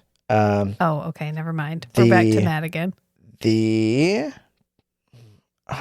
tab disappeared. The lady that's with Bester is Kelsey. Okay. Thank you for that. I don't care because she's going to die anyway. Go ahead. So Jakar is basically like, oh, okay. Because remember, Catherine said, like, you're just saying that because you don't want me to go look at this planet because you want this planet all for yourself. And Jakar's like, it's cool. I can understand why you would think that. I have cultivated a certain mystique. I have cultivated a certain character on this ship, on this space station, where you would assume that that's the kind of thing that I would do. However, I would encourage you to remember that no one here is exactly who they appear. And you're going to ignore my advice at your own peril. And she's like, okay, Ambassador, but like, I have contacts in the Narn government. I have done surveying for a ton of people. I can go over your head. I can literally just ask somebody else. And he's like, okay, I get it, but I'm sorry that the commander is going to miss you so much. And then we come back because Jeremy's giving us the skinny. I know, honestly, we're all caught up in the B plot, but there's another one happening in the main plot, and it's Jeremy Ironheart. And he's like, so I volunteered for an experiment to make telepaths more powerful because in this business, the one with the most powerful telepath wins. And the most important context here is that pretty much every race has telepaths, except the Narn. Except the Narn. Because it's basically a mind power race. I need to be able to make a block that you can't get through. So you have to have a telepath powerful enough to get through my block. So then I have to have a telepath powerful enough to make a more powerful block. So then you have to have a more powerful telepath, and on and on and on it goes. And I was given injections, and he goes, I was given injections of medications and serotonin. Yeah, this feels like an oversight on training the actor on the pronunciation of serotonin. Did nobody Right. stop him and go, listen, I'm sorry, but we're gonna go ahead and stop you there, but that's serotonin. He just goes, serotonin. Maybe it was the best take, and they were like, you know what? It's fine. We have $5 left for this entire budget for this year. So honestly, not that big a deal. Anybody who hears serotonin, especially with the subtitles on, they're going to know what's going on. maybe they were just hoping it would sound more spacey. But he says, No. yeah, it's fine. The experiments went on for months. And then one day I woke up and I could see everything. I felt like I'd been asleep. The sleeper must awaken. I had awakened. This feels like when I started taking stimulant ADHD medication. When you took Vyvanse. This is what it felt like. Yeah. Well, and I am everything. I would say this is what, like, when I started taking Adderall / Vyvanse, which has very similar effect. Yeah. Yeah. Yeah. Yeah. And he's like, that's when I discovered the truth. Do you remember the TK test that you took just before you left the academy? And she's like, yeah, I tried to move this penny that I had since I was a child for like days and I couldn't move it at all. And he's like, yeah, that's because 1 in every 1,000 humans is a telepath and only 1 in every 10,000 telepaths is telekinetic. And most of those are clinically insane. So they were trying to create a stable telekinetic. And they did. And it's me. And that's why I can't let them get me. Although stable is... How stable is he, really? A really generous way of describing Mr. Ironheart.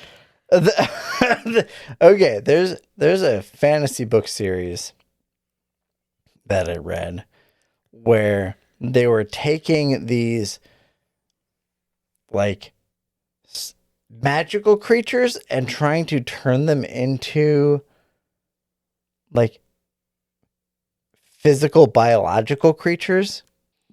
What series was this? Was this a dream you had?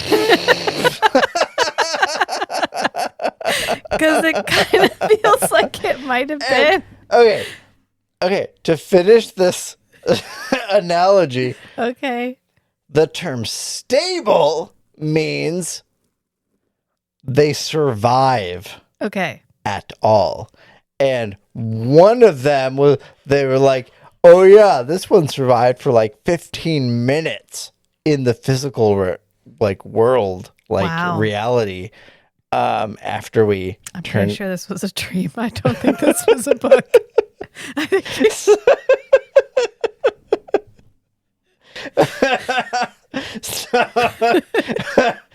so the term stable can be extremely generous. Yeah, it's a loose. Depending on what particular measurement. Right, because when you both using. define the thing and you meet the thing, anything goes. When you define what stability means and you meet the qualifications for stability, hey, stability is anything I say it is.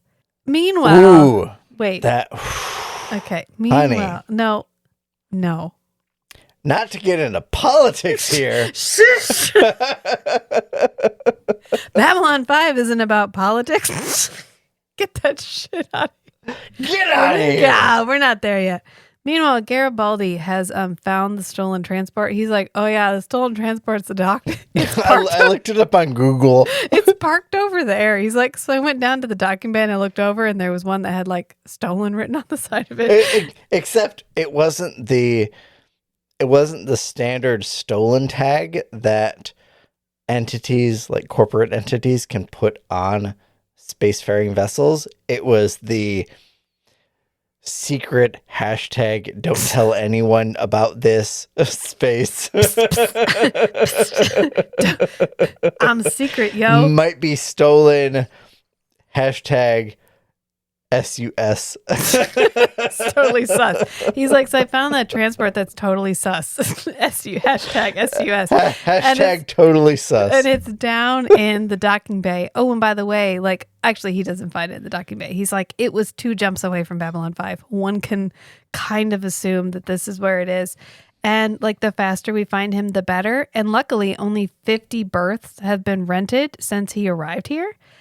And he walks by Bester as he's leaving, and Bester's like, oh, only 50 berths? Great. That should take us no time at all. That And then narrows it down. when he turns around and looks at Bester, and Bester goes, anatomically impossible, Mr. Garibaldi, but you're welcome to try. Anytime, anywhere. Anatomically impossible, Mr. Garibaldi. But you're welcome to try. Anytime. Anywhere. It's great. It's just, But this, I think this really polishes off Bester's character definition. yeah. The establishment of the Bester character. Yeah. Because he's like, Yeah. sure, Garibaldi, you're welcome to try. Yes, I am actively scanning you, I'll cut a bitch and all the time. I'll back it the fuck up. Yeah.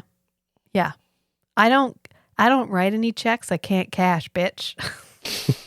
That's Bester's entire You can take persona. that to the bank. You can take that to the bank.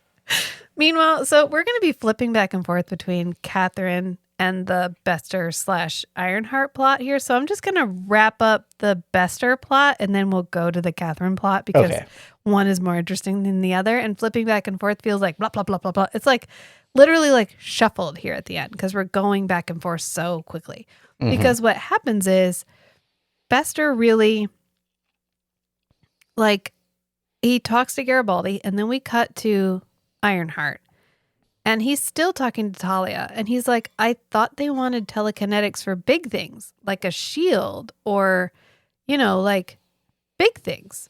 But it turns out what they wanted them for was very, very small things. The smaller, the better. Because if I can literally just close your artery and starve your brain of blood and then just let it go as soon as you die, then I've literally killed someone and there's no evidence. And that's great, but the cheaper option here would just be to use a defibrillator. There's- Because I'm- worked just fine. I'm recalling a movie Okay. where they used phase 1 was bullets made out of ice, Okay. like frozen water. Was this that terrible movie? hold on. Okay. The second phase, which was more successful, used bullets fired from a sniper rifle made out of frozen blood. Mm. So then by the time anybody got to do an autopsy, the frozen blood bullet had melted and just like diffused into the Disappeared. patient's blood. And so they always had a blood bullet that was the same blood type as the intended victim. What was that terrible movie with James McAvoy where they could curve Oh, bullets? Don't talk about it. Just don't worry It's about fine, it. It's fine. So he has another mind quake while he's talking to Talia. And then he's like, get out! Well, and he communicates to Talia that I can't Hey. control this. I thought that because of our personal connection, our personal deep connection where Yeah. we'd done things We've done blended things with to each other. Yeah. that would, like, the entire reason he came to Babylon 5 was because he and Talia had banged. And Talia might be a nice... Cheapen it with banged. Okay, well, hold on. Their souls touched, honey. That was the cheap Souls. introduction Okay. to the deeper connection. Okay. He was motivated to get there because they'd banged, Okay. but the deeper implication of them banging was literally their souls had mixed. She was his safe place. He he had a hope. He had a feeling that being back with Talia would mean the same kind of safety that he had felt the last time he was with Talia. Yeah. Both like in proximity and physically, sensationally, and like psychologically safely. Yeah. Talia was his safe place in multiple respects. So he's using most of his mental capacity just to not destroy everything around him. Right. And the small amount that was left for any kind of critical thinking was like, Talia is safe. Go to Talia. Talia is comfort. Talia will help us. And so he goes to Talia. Yeah. And she does not betray him. No. Which is huge. His instincts were correct. From the narrative aspect, that is huge. Bester shows up and says, hey, if you see this Ironheart character, you let us know before you do anything else. And they scan her. She screams. Sinclair intervenes, which my headcanon is that they were continuing the scan longer than necessary just to provoke Sinclair. Oh, absolutely. Bester would totally do that. Which kind of undermines their authority. Because they're continuing the scan until after it's necessary. Longer than necessary. Just think low frequency. Sinclair aggressively objects. That's why Sinclair ends up with the upper hand at the Sinclair's very end. about to punch this guy. Well, that's why he ends up with the upper hand at the very end. Yeah. Because Bester is... Because Bester's so arrogant. Yeah, because Bester does not act rationally because he assumes he's better than Sinclair and he doesn't... It's not required that he... Yeah. Yeah. So then from Talia's perspective, she is literally enduring pain and suffering on behalf of Jason. Yeah. And then from her perception, Sinclair is like, shut it the fuck down right now. Well, she chooses love. And then almost immediately after Sinclair intervenes, Bester's like, okay, good. We got a reaction out of Sinclair. Right. Well, she chooses we know what love. his limit is. Yeah. And then she walks out the door thinking about, oh, Jason, they're looking for you. It's kind of indicative of that Talia hasn't drunk the Kool-Aid as much as we think she has. Right. Because all we've heard from her previously is when she's talking to Ivanova and she's like, I don't feel like a victim. And Ivanova's like, yeah, I know. And I don't know if that's a bad thing or a good thing. Yeah. And for all we know, that could have planted the seed of like, hey, maybe the core isn't infallible. Maybe a Talia isn't so bad. Yeah. That's exactly what this entire episode is like, maybe Talia isn't our like lockstep Psi-Corps official the way that she's been portrayed in the past. Like, we got to give Talia her chance to be a fully fleshed out character and not just a plot device to let us know when people are lying or not lying. And while this mindquake is happening and shit is falling off the ceiling, Talia runs away. Jeremy's freaking out. And then Garibaldi is like, okay, I figured out where the disturbance is coming from. The only problem is, whoop, and he points over. He's like, that is surrounding it 360 degrees. And it's like an electric force field. They call it a curtain. Okay. 360 degrees. Okay. As a description works in a two-dimensional space. Honey, can we just let it go? He surrounded an entire area. He surrounded an entire area with his mind bubble. Okay. Can we? It's fine. Wait. No. I'm going to take your mango margarita. If Babylon 5 is big enough, Okay.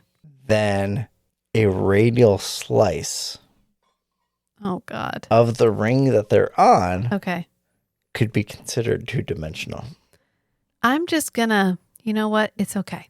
It's If you draw a straight line The whole along point- the radius the point of this is- cylinder, okay. and then you draw a circle around that radius line, Okay. it's because the ring is big enough. That new cylinder around the radius line looks like a two-dimensional space. They can't get to him. Okay. That's the entire point. They There's could have no way- said there's a spherical shield / curtain No, around it doesn't this matter. particular You had center 40 of this spherical interference. You had 48 minutes on broadcast television. Okay. There's a 360-degree curtain. They can't get to him. Okay. I didn't see any of this radial volume versus ring circumference discussion on the Babylon 5 forums. So sorry, y'all. Okay, you were clearly not on the correct forum. Sips his margarita. So the whole point here is that they can't get to him. They put the directions in Google and it just He popped has up. an impenetrable shield. No, they put the directions in Google and it just popped up with the "there's no way there from here." That's all that matters. And then Sinclair looks over at Bester and he's like, "So you remember how you said that the threat that he represented was on a need-to-know basis?" And he's like, "I'm pretty sure we fucking need to know now." Okay? Bitch. Okay? And Bester's like, "I mean, I had orders. That's why I didn't tell you." Before it was like, there's rules and then there's rules. And now he's like, "Well, I was just following orders." And he goes, "I don't care. If you had orders from God, complete with a fucking stone tablet, you lied to me. You withheld information and you put this station at risk." And Bester goes, "Well, we were just doing what we thought was right." And he's like, "Okay, well, you were wrong." Incorrect.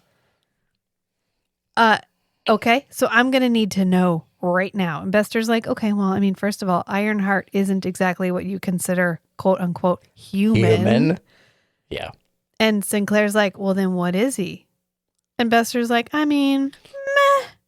And then we come back to Ironheart and he's like, "Be still, be still." And Matt's like, "This is how I feel on a bad brain day." Shh. For context, bad brain day is usually when I don't get a full night's sleep or I forget to take my pill before like 1 o'clock, which is like stimulant ADHD medication. Yeah, you don't take your... And it's just so noisy and overwhelming. Yeah. Yeah, be still. Be still. This be still. episode resonated with me. Hey, the next time you don't take your Vyvanse and you ascend into a light being, I'm going to be so mad at you. especially if you leave with a "see you in a million years." Right, that's bullshit. That's some bullshit. I could fix this world, but it feels like I've ascended. So bye, y'all. I feel like if I ascended because I didn't take my pills, it would be more like Mr. Manhattan from The Watchmen. Oh, you destroy the world. I would. I love how you immediately saw yourself as a supervillain. What?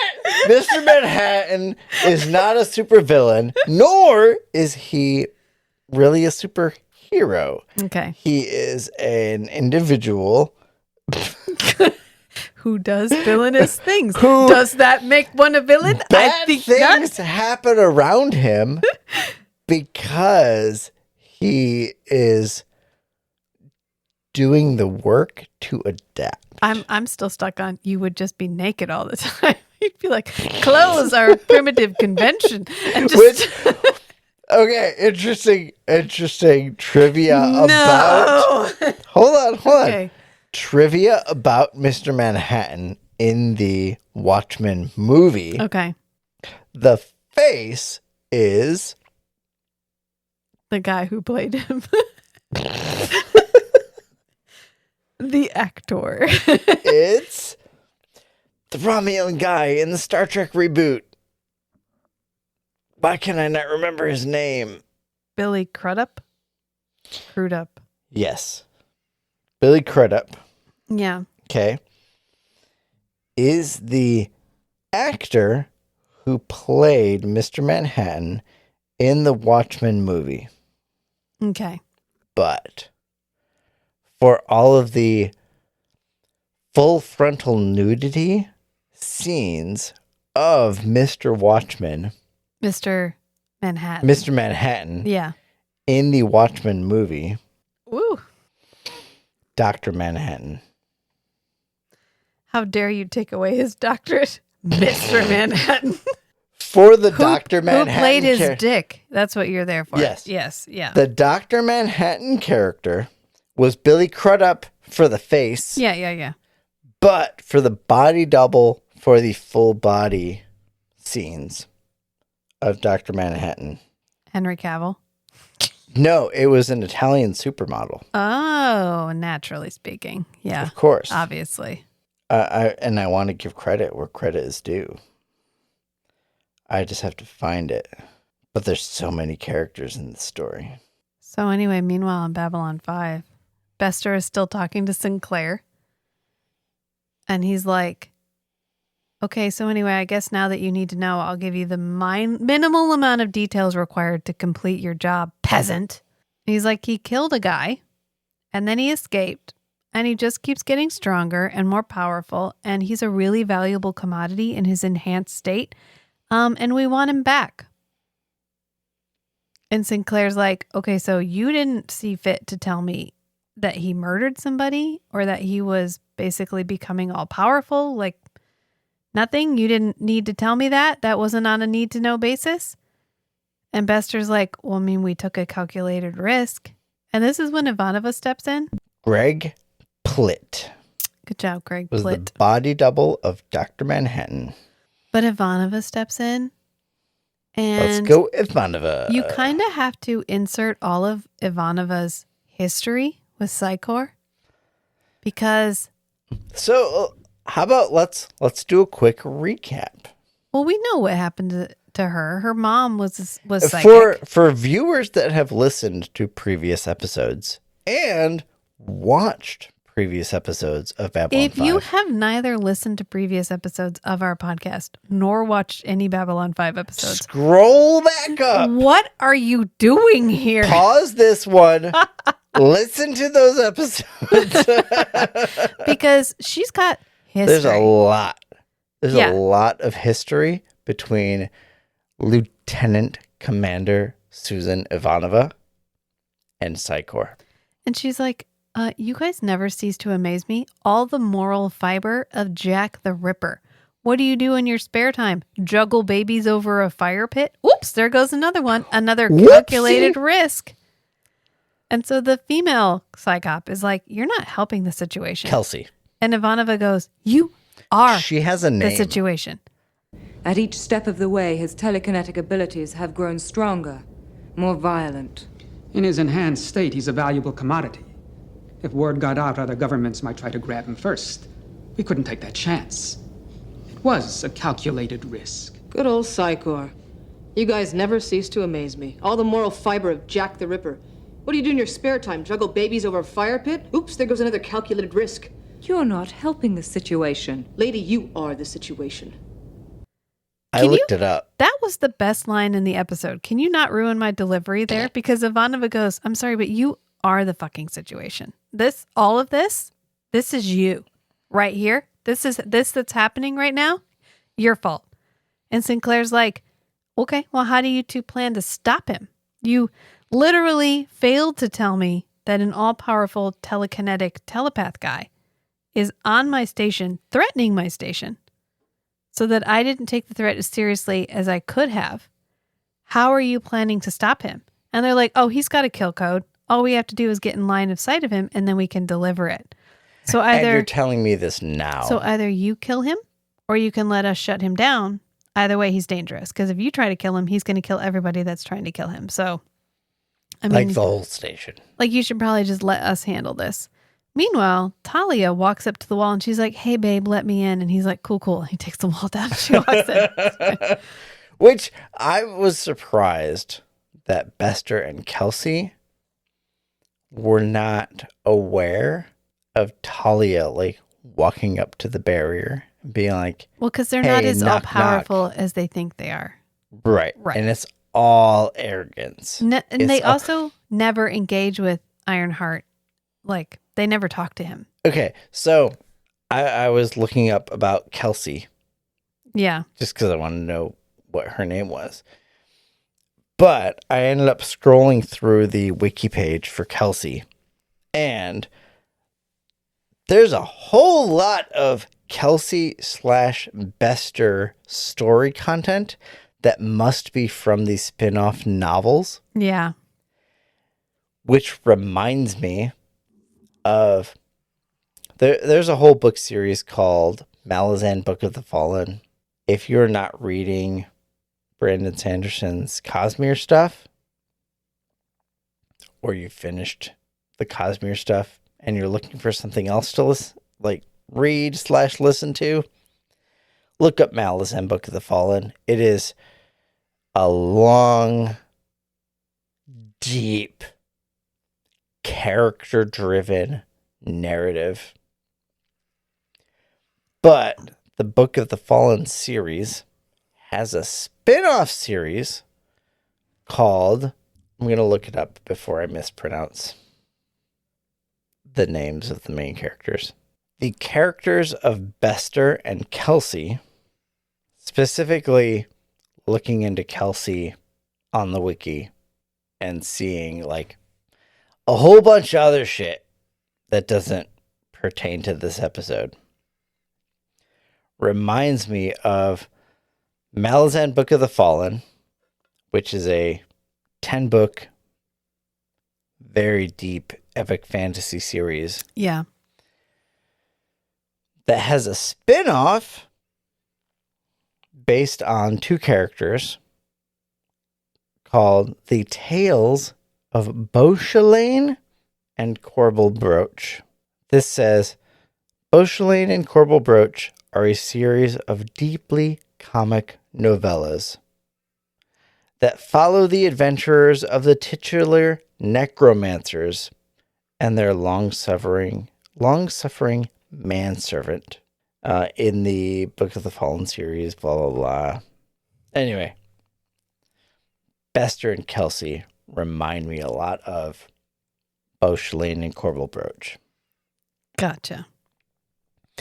If you have not consumed the Book of the Fallen series, or if you have, go check it out.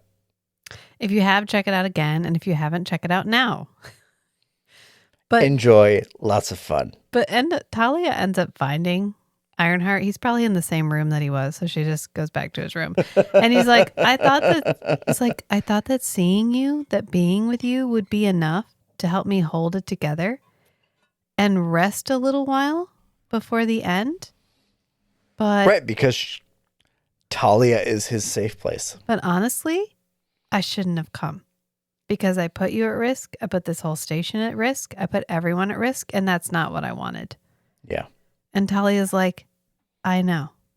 I get it. And I'm glad you came, but like, I get it. And he goes, I'm going to drop some knowledge on you real quick. I'm going to spill some tea before I ascend. And he's like, oh, we all thought that Psi Corp was controlled by the government, but that's changing now because they're taking on more and more power and they're becoming more and more influential behind the scenes and in the scenes because, I mean, honestly, telepaths make the ultimate blackmailers, Talia. And she's like, blackmail is the ultimate political leverage. And she's like, okay, why are you telling me all this? And he's like, because I'm becoming. And she's like, becoming what? And he's like, I'm becoming in purple. So the whole I am becoming thing Yeah. feels very platonic or Neoplatonic. Like, Oh, like Play-Doh, not like I don't love you anymore. Okay. yeah. All right. like Neo in the Matrix. Yeah. I am becoming, as in the act of ascending, the act of growing. The in Platonic or Neoplatonic concepts, there's a word called anagoge, which is a Greek word, but it's basically means the spiral upward, Okay. where I'm on a path that is a spiral around an ideal that is continually moving up. That's what I heard when he said, I am becoming. Yeah. Like I'm as evolving. a verb. I'm changing. I'm not becoming a thing. I don't have a destination. I don't know what I will be, but I am following this path of becoming. Yeah. And she goes, becoming what? And he goes, everything. I'm becoming everything. So Talia's like, cool. I'm going to go. So she leaves and goes to find Sinclair. And so she runs up to Sinclair and she's like, okay, so don't freak out, but I found Jason. And he's like, what? How? Well, I just went to his room. And I just knocked. And I have a plan for how to get him out of here, but we need to do this fast. We need to do this before Bester figures it out, basically. Mm-hmm. But I need to talk to you somewhere private. Like, we need to have a chit chat. And so they use the transport that goes down the middle. Luckily, it's empty, because otherwise this would be a really weird like, imagine you're on your way to work, like you work at the Zocalo. Like, And the commander and the telepath get on it must be like lift every with you. time the commander and anyone gets on it, you're like, oh no, I need to get off. I'm going to get involved in some shit I don't want to get involved in. They have done away with the straps. We're not strapped in anymore. We're just leisurely sitting on these benches. And Talia's like, okay, so Jason wants to see you alone and unarmed. And I know this is totally bonkers, but I think it's going to be cool. And Sinclair's like, okay, but like, why you? Why you? Like, why? Oh, yeah, and she has this very Oh, yeah. So she's like, long poetic description of... she's like, all right, you want to know? Fine. I am not accustomed to keeping secrets because literally all my friends I can't keep secrets from. So I'm just going to tell you, yeah, we fucked like a lot and it was really good sex. And so that's why he came. I mean, there's more to it. She's like, we were lovers. He was everything to me. He was the perfect model of what it meant to be in the core. And then she's like, do you know what it's like when a telepath has sex? Well, I mean, no, because... Well, with another telepath. he's not a specifically. telepath, so whatever. She's like, it's all mirrors.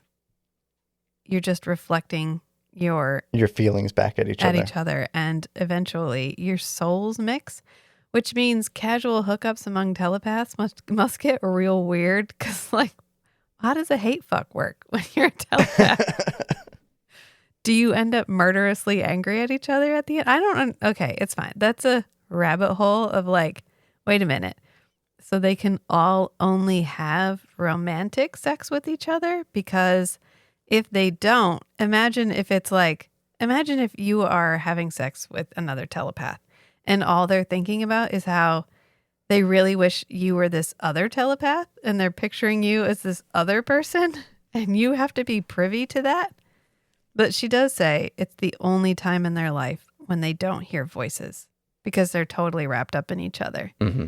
And so because their souls mixed in a much more romantic picture than I painted, he's come to say goodbye. Yeah. I wonder if relationships are discouraged. I'm maybe... I'm going to go back to Sense8 here because everything should come back to Sense8 eventually. Everything is orgies all the time. Where they have their clusters where they're all psychically linked. Mm-hmm. And love inside a cluster is generally discouraged because it's a bit like incest. Yeah. Because once you all start mixing, you can all feel the mixing. Right. But in Sense8, because it's a very sex positive show, they're like, great. The more the merrier. Why don't we all pile into this orgy? Oh, we're all going to be privy to when you're having sex? Great, I'll participate. Just let me know. Like, oh, yeah, I'm lifting weights. Well, I could definitely, like, part of me could be in this orgy while I'm lifting weights. No problem. It's totally fine. Like, whatever. But Babylon 5 isn't going to discuss whether or not the Psi Corps Academy is one giant clusterfuck or not in more ways than one. Yeah. So, you know what? Use your imagination. You know what? Look up the fan fiction. There's probably fan fiction. Oh, there's that's a always good point. fan fiction. Yeah. Yeah. I bet you there's Jakar Londo / fiction. There has to be. I guarantee it. I was not active in the Babylon 5 fan fiction community. I was active in the Forever Night fan fiction community. And I know for sure there was a ton of Lacroix Nick / fiction. So the fact that, I mean, I can comfortably say there's a story out there for you if that's a thing you want to explore. So this is when Talia and Sinclair meet with Ironheart and Jeremy? No, Jason. Jason is like... He basically says, there cannot be any more of me. It's like... I need to Well, it's like having myself. a psychic named Keith, right? It's really hard for me to keep up with this. Jason is like, okay, so the Psi Corps is dedicated to one thing, and that's control. They want control over telepaths. They want control over the courts. They want control over the universe themselves. And I represent the ultimate form of control, so they can literally never, ever get me.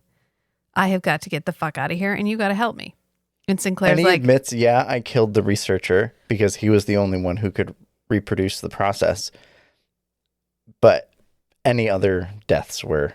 totally unintentional. accidental. Yeah, he's like, like every time I evolve, every time I move to my next step, it takes me a minute to get a hold of like what is happening in my body.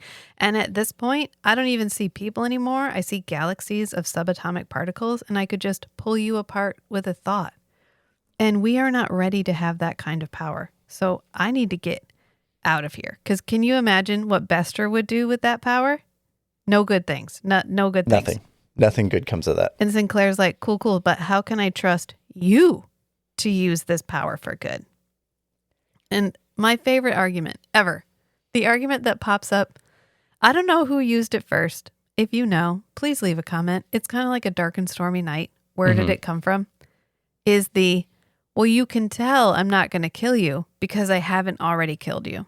If I was going to kill you, you'd be dead right now. Yeah, he's like, oh, I could kill you with a thought. And the fact that I haven't already done it is why you should trust me. Well, maybe you're waiting for a strategic moment. I don't know. That pops up so much. Maybe because I read too much vampire stories. Yeah. With the like, well, how do I know I can trust you? Well, you know you can trust me because I haven't done anything untrustworthy yet.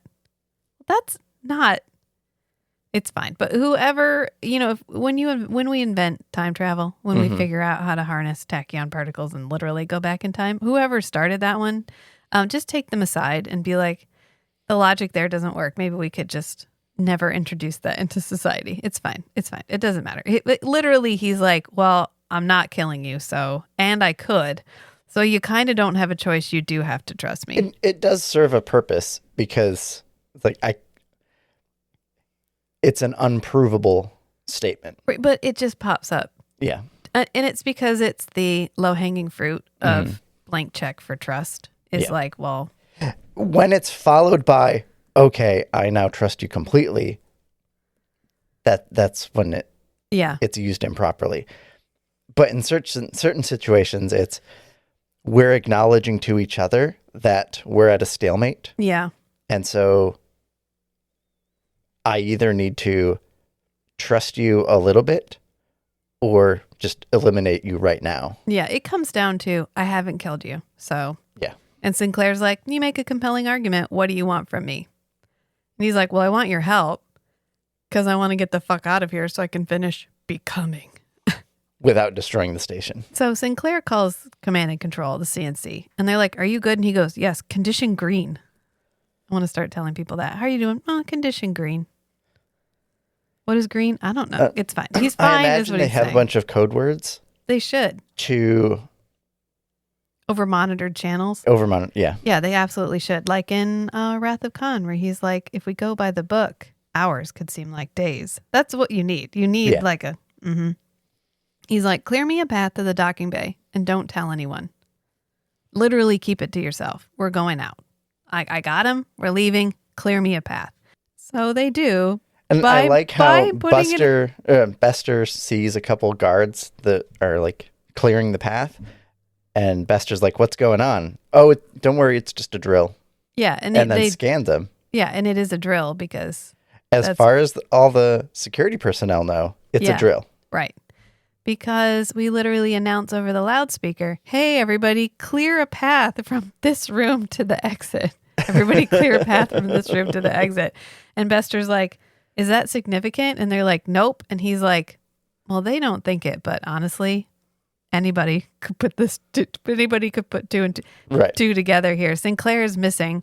They're having a drill clearing a path. And he's like, They're clearing a path where one endpoint is the berth where Jason's ship Yeah. is parked, and the other end of the path is the blocked out section of the station yeah, where Jason's room is. Yeah, Bester can put that together. yeah, that's not really hard. So he just waits. He's like, yeah, this is a little sus. I'm going to stand right here. So when they get to the Zocalo, Bester is standing right there with Tracy. Who is his friend? Kelsey. Okay, thank you. It's again like a You're welcome. It's like a telepath named Susan. I can't keep up with this shit.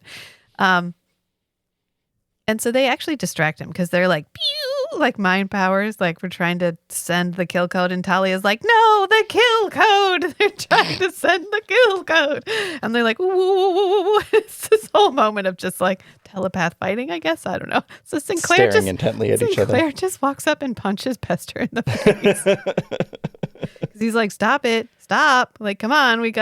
We're trying to get him off. We're saving the station. Can you fucking stop it? And Bester's like, no. Like, I have to send the kill code. So just pow, right to the kisser. Perfect moment. Exactly what needed to happen. Thank you. Boss move. Love Sinclair. Yep. But Ironheart does get a moment here where he gets to say something really poetic because Kelsey walks up to him to try to send the kill code, I guess, even though this guy can literally see subatomic particles. Oh, good. More ASMR cat playing with the string sounds. Please enjoy. And he goes, you cannot harm me. You cannot harm one who has dreamed a dream like mine. And then she shoots him. And then she tries to shoot him and he just goes poof, and Well, disintegrates he gets her. hit. He's injured. Yeah. But I thought it was ironic. You cannot harm me. Oh, that hurt. You harmed me. And then instead of disintegrating Bester, which will prove to be quite a rookie move, he mind lasers Bester. And then he's like, all right, well, I feel better now. Can you get me to my ship? So they run him to his ship. And then he gets off the station, exit Ironheart. But he doesn't go very far. He goes far enough outside the station. And then they're like, oh no, there's an unusual energy surge. What could possibly be happening? Oh, Ironheart's turning into a giant light blob. I don't know why our most evolved form is always light. I guess because it's energy. Like just transforming into pure energy. Yeah, and he talks about mind over energy. Yeah. And Talia is like, oh, okay. Well, bye, I guess. And he goes, At least you didn't die. I have become. And then he goes, in memory of love, I give you a gift. The only gift I have to give. How about the very thing I just spent all this time being hunted for? Here you go. And then he goes, goodbye, Commander. I'll see you in a million years. Ironheart, out! And he just leaves. And then we come back. Reminds me of the book Galapagos, where there's a ghost. Do you remember that? Vaguely. The humans end up dying out except for this small group that ends up on the Galapagos Islands. Uh-huh. And one of the characters dies and turns into a ghost and decides not to like move on. And they're like, okay, but if you don't go now, you're going to have to wait a million years. And they're like, okay, I'll just watch over the humans on this island and skip forward to a million years later. And humans have evolved into something seal-like. but they've been watching over the change of this population on the island for 1,000,000 years, and then they get to their door opens again. And they get to leave. Like, you wanna come over now? See you again in 1,000,000 years. Yeah. Is that what Ironheart's gonna do? Yeah, basically. Gonna just watch over humanity for 1,000,000 years? You know what? Eventually we're going to find out because it's Babylon 5. So we're just going to leave it. No, he doesn't watch over humanity. He just fucks off. He's got like, things to do. He's like, could I solve all of our problems? Maybe. Am I gonna? Nope. He just leaves. It's fine. He doesn't have a responsibility to fix anything, I guess. Plus, Right. His responsibility was to remove the tool that is himself from the control of the Psi Corps. right. And it may be if I stick around, they're going to keep trying to get me, or I'm going to end up some sort of god and I'm going to have a cult, and nobody wants that. So I'm just going to leave. Feels like a Dr. Manhattan move. Yeah. Doesn't Dr. Manhattan leave too in the end? Yeah, in the end he leaves. That's exactly what happens. So we come back to Bester, like he has just been watching a video of what happened since he got knocked out. And he's like, yeah, what am I supposed to say about that? No one is going to believe me. He turned into a light ball. And Sinclair's like, yeah, they're really not going to believe you because in about an hour, there's going to be an accident and it's going to strategically erase everything you just saw. Weirdest Except thing. They're going to mind scan Bester and they're going to know. Right. But I'm sure with it would be difficult to, because you know how when you remember a memory, you're not remembering the memory, you're remembering the last time you remembered it. Yeah. So the memories get right. modified So I'm over time. sure that there is a level of skepticism that you have to have when dealing with an experience somebody thinks they've had, because they probably could have a very real feeling thing happen to them. Right. They believe it's true. And they believe it's true and they believe it happened and they can visualize it happening, but it never happened. Right. And the memory could have gotten embellished over time. In fact, I feel like that should be a cottage industry, is training people how to cover up real memories with false memories so that you can't be scammed. I don't know. That'd be kind of cool. That'd be an interesting story idea, actually, to have like a world of where everybody's telepathic. And one of the things you have to learn how to do is modify your own memory. Yeah, that would be interesting. On with the show. I'm looking for where I left off because I'm skipping all the Catherine parts. Well, because we're going to go back and yeah.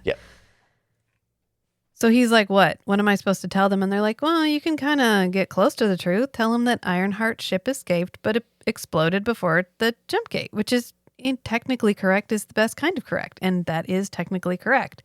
And he's like, okay, so if I refuse?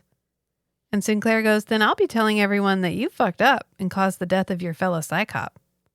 And Bester's like, wow, that doesn't sound like much of a choice, does it? And he goes, oh, and it gets better because you're going to tell them that he controlled Talia and that she didn't have any choice but to help him. And you're going to exonerate her from all culpability of helping Ironheart. And Bester's like, okay, but that's a lie. And Sinclair goes, yeah, no, it is. Your point? Do I care? No, I don't care. Did I stutter? Did I fucking stutter? And Bester's like, okay, all right. I'm glad we had this chat. I now know who I'm dealing with. I'll be seeing you, Commander. And then he leaves. And Garibaldi's like, okay, are you going to tell the senator about what Ironheart said about how Psi Corps is trying to take over the government? And the senator. And Sinclair's like, I mean, I could, but he's not going to believe me because the man that turned into a giant energy light ball is the one that told me that the Psi Corps is trying to take over the government. So he's an unreliable narrator. I'm not really sure how that's going to work out, but we can keep our eyes open. Yeah. Like we can take the threat seriously, even if we can't convey to others that it's a threat. And then we go to Talia because Garibaldi's like, do you think she'd tell me? Do you think Talia would tell me what her gift was if I asked her? And Sinclair's like, no fucking way. No way. And then we go to Talia and she's in her room with her little penny and she scoots the penny across the table without touching it. And then she just looks up like, great. Thank you for that. I really appreciate it. Thanks. I can't let anybody know that I can do this now. Wow, great. Now I gotta never let anybody know I can do that. It's fucking thank you, Ironheart. I really appreciate it. This memento of all the time we spent together. Meanwhile, while this all has been happening, I'll go back now and talk about the Catherine plot, because the Catherine plot is honestly the one that I care more about anyway. And I'm not going to lie and say it's not because it's Jakar. So Jakar warned Catherine, be careful around there. Step carefully. Are you recapping for me? Yeah, I was recapping the beginning of the Catherine plot. Yeah, and Catherine's like, well, I'm going to go over your head. I'm just going to overrule you. And he's like, cool, well, I'm sorry that the commander's going to miss you and stuff. Like, that's really terrible. So because she has gone above Jakar's head and gotten permission from somebody else. She just goes ahead right now. She just goes ahead. She's in her ship, which is named Skydancer, which is kind of cool. Yeah. We didn't know that till now. And she's heading to Sigma 957. Meanwhile, we go to Jakar, who calls the homeworld. And he's like, hey, I'm requesting a secure channel to the military. I'm going to need a Frozzy military class ship. Two of them to go to Sigma 957. Make sure they're well armed. And you're like, oh no, is he really going to blow Catherine up and then be like, I don't know, the universe is mysterious. Who knows what could have happened? Strange things happen there. Yeah, it was a definitely not me killing your girlfriend. So then she gets to the planet and she's well, you know one thing I like flying about over it and scanning. She's telling the computer to start scanning. Why did a person have to be here? I also thought that. Could we not have sent a probe? But you know what? Maybe she analyzes the data. Maybe this software is not sophisticated enough to analyze the data. She's probably getting some information feed and then making decisions about what kind of scans to do next. Yeah, there's probably the level of decision making. There's no true AI, so the level of decision making as to like, okay, now I'm going to send another probe in this area because this area looks, and that way you can more strategically survey instead of having to survey the entire planet. Yeah. Which would probably take time and resources. But one of the things I like about Babylon 5 is there's not a cheap way to get anywhere. Like, she takes the jump gate close, but then it's still another 2.5 hours of flight time to get to the planet. Right. There's no instantaneous travel everywhere. Right. There are remote areas that take time to get to. And we reference that when she's talking to Jakar. Yeah. Where the Narn don't have the logistics capacity to actually handle mining. She said it's too remote for you guys. Yeah. She's like, that's why you're trying to keep me from going, is because it's too remote. You would rather no one have it than someone have it that's not you. So she gets there and she puts herself in a parking orbit. Dissuade me with some woo-woo hand-wavy bullshit. Yeah, don't woo-woo me. The universe is big and empty. And Jakar's like, is it? Is it really? But she has this cute moment right after she parks where she pretends to be Jakar and she's like, Sigma 957 is not a healthy place. Which is really fun. It reminds me of the episode of Forever Night where Skanky pretends to be LaCroix. It makes the character feel like an actual person. Yeah. Like you would when you're alone, you'd be like, blah, blah, blah, blah, blah. You can't come here. Mocking the person. Yeah, being like, oh, well, he was so melodramatic. It's just a rock in space. Look, I'm here and everything's fine. Yeah, and then a giant fucking portal opens and this weird ship that's bigger than the planet comes out of the portal and then boop, flux off into another portal. And she's like, oh, no. and her ship is out of power. Yeah. And then she's like, computer, what the hell was that? And the computer's like, can't tell you. I have a 90% power loss. And she's like, okay, then turn on the emergency power. And it's like, can't do that. Don't have any emergency power. Negative emergency power. And she's like, okay, so what? The ship is like, yeah, we're going to hit the planet. And she's like, what? How long? And the ship's like, yeah, 2 hours. Sorry. Yeah, you're going to die. And so she tries to open an emergency tachyon particle channel, whatever, to Babylon 5, a woo-woo channel. Make the fast it's channel. the faster than light communication. Yeah. That's fine. Send a tachyon channel to Babylon 5, and the ship's like, don't have any power. Don't know how many times I'm going to need to repeat that. And she's like, okay, then are there any nearby ships? And the ship is like, Skydancer is like, yeah, no nearby ships. And she's like, okay, then let's adjust our orientation. Maybe we can try to bounce off the planet. And the ship's like, I don't know how many times I have to say I don't this. have enough power for that. I got nothing to give, Catherine. I got nothing to give. Open the back hatch and just start throwing stuff to gain some speed. Yes, I'm sure you could just open the door and start chucking stuff out. That's how space works. Well, that's what a rocket is you're just throwing stuff out the back really fast. Right, but she'd have to have an airlock that she could put it in and then close her side and then open the airlock. What is it? In The Martian, they vent the airlock. They lock both doors of the airlock open to vent the atmosphere of the ship. Yeah. To move it a little bit. Oh, yeah. Yeah. That's what she could do that. She could. She doesn't. It wouldn't help much, probably. No, maybe she doesn't have enough power to then restore atmosphere. Right. So, but as she's crashing into the atmosphere, 2 ships show up. The Frozzy fighters. Yeah. And you're like, oh no. But then they're just like, hey, Catherine, sup? Jakar sent us. And she's like, what? We'll get you home. Yeah, Jakar sent us to bring you home. And she's like, oh, thank you. Yeah, we were dispatched like a while ago. Yeah. At least 2.5, like as soon as she left. Yeah, probably as soon as she left. Yeah. But she clearly gets back because the next time we see her, she's in the Zocalo. So they must tow her back, give her a battery. I don't know. They give her a jump so she can fly back home. And Catherine sees Jakar in the Zocalo. And he's like, Catherine, I'm so pleased to see you back safe. This is such a boss move because he's just like, don't go. And she's like, I'm going anyway. And he's like, okay, well, I guess I'm going to have to save you. So he spends a lot of resources. Those are 2 military class ships that have to go out and get her. Ships that can create their own jump gates are expensive to run. Well, they don't. They have to fly there like she flies there. Oh, I thought they popped out of a jump gate. No, they just come. They're like, we've been on our way here for a while now. Yeah. And they could have gotten caught up in whatever the fuck appeared and then disappeared. Right. The timing was crucial. Yeah. And Catherine is like, why? Why are you glad to see me back safe? And Jakar's like, why not? And she goes, that's not an answer. And he's like, yeah, it is. It's just not the answer you wanted or expected. Ambassador Jakar. Ah, Miss Sakai, I'm pleased to see that you have returned safely from your expedition. Yes, thanks to you. Just one question. Why? Why not? That's not an answer. Oh, yes, it is. It's simply not an answer you like or the answer you expected. There's a difference. Narns, humans, Centauri, we all do what we do for the same reason. Because it seemed like a good idea at the time.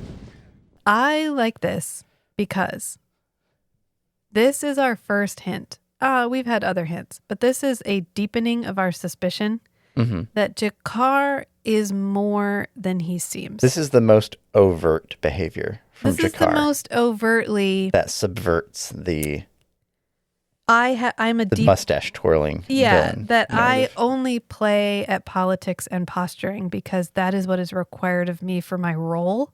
Right. And that I, as a person, kind of like Londo is a far more sensitive person than he's allowed to be by his job. Jakar is also a far more sensitive person than we have yet witnessed.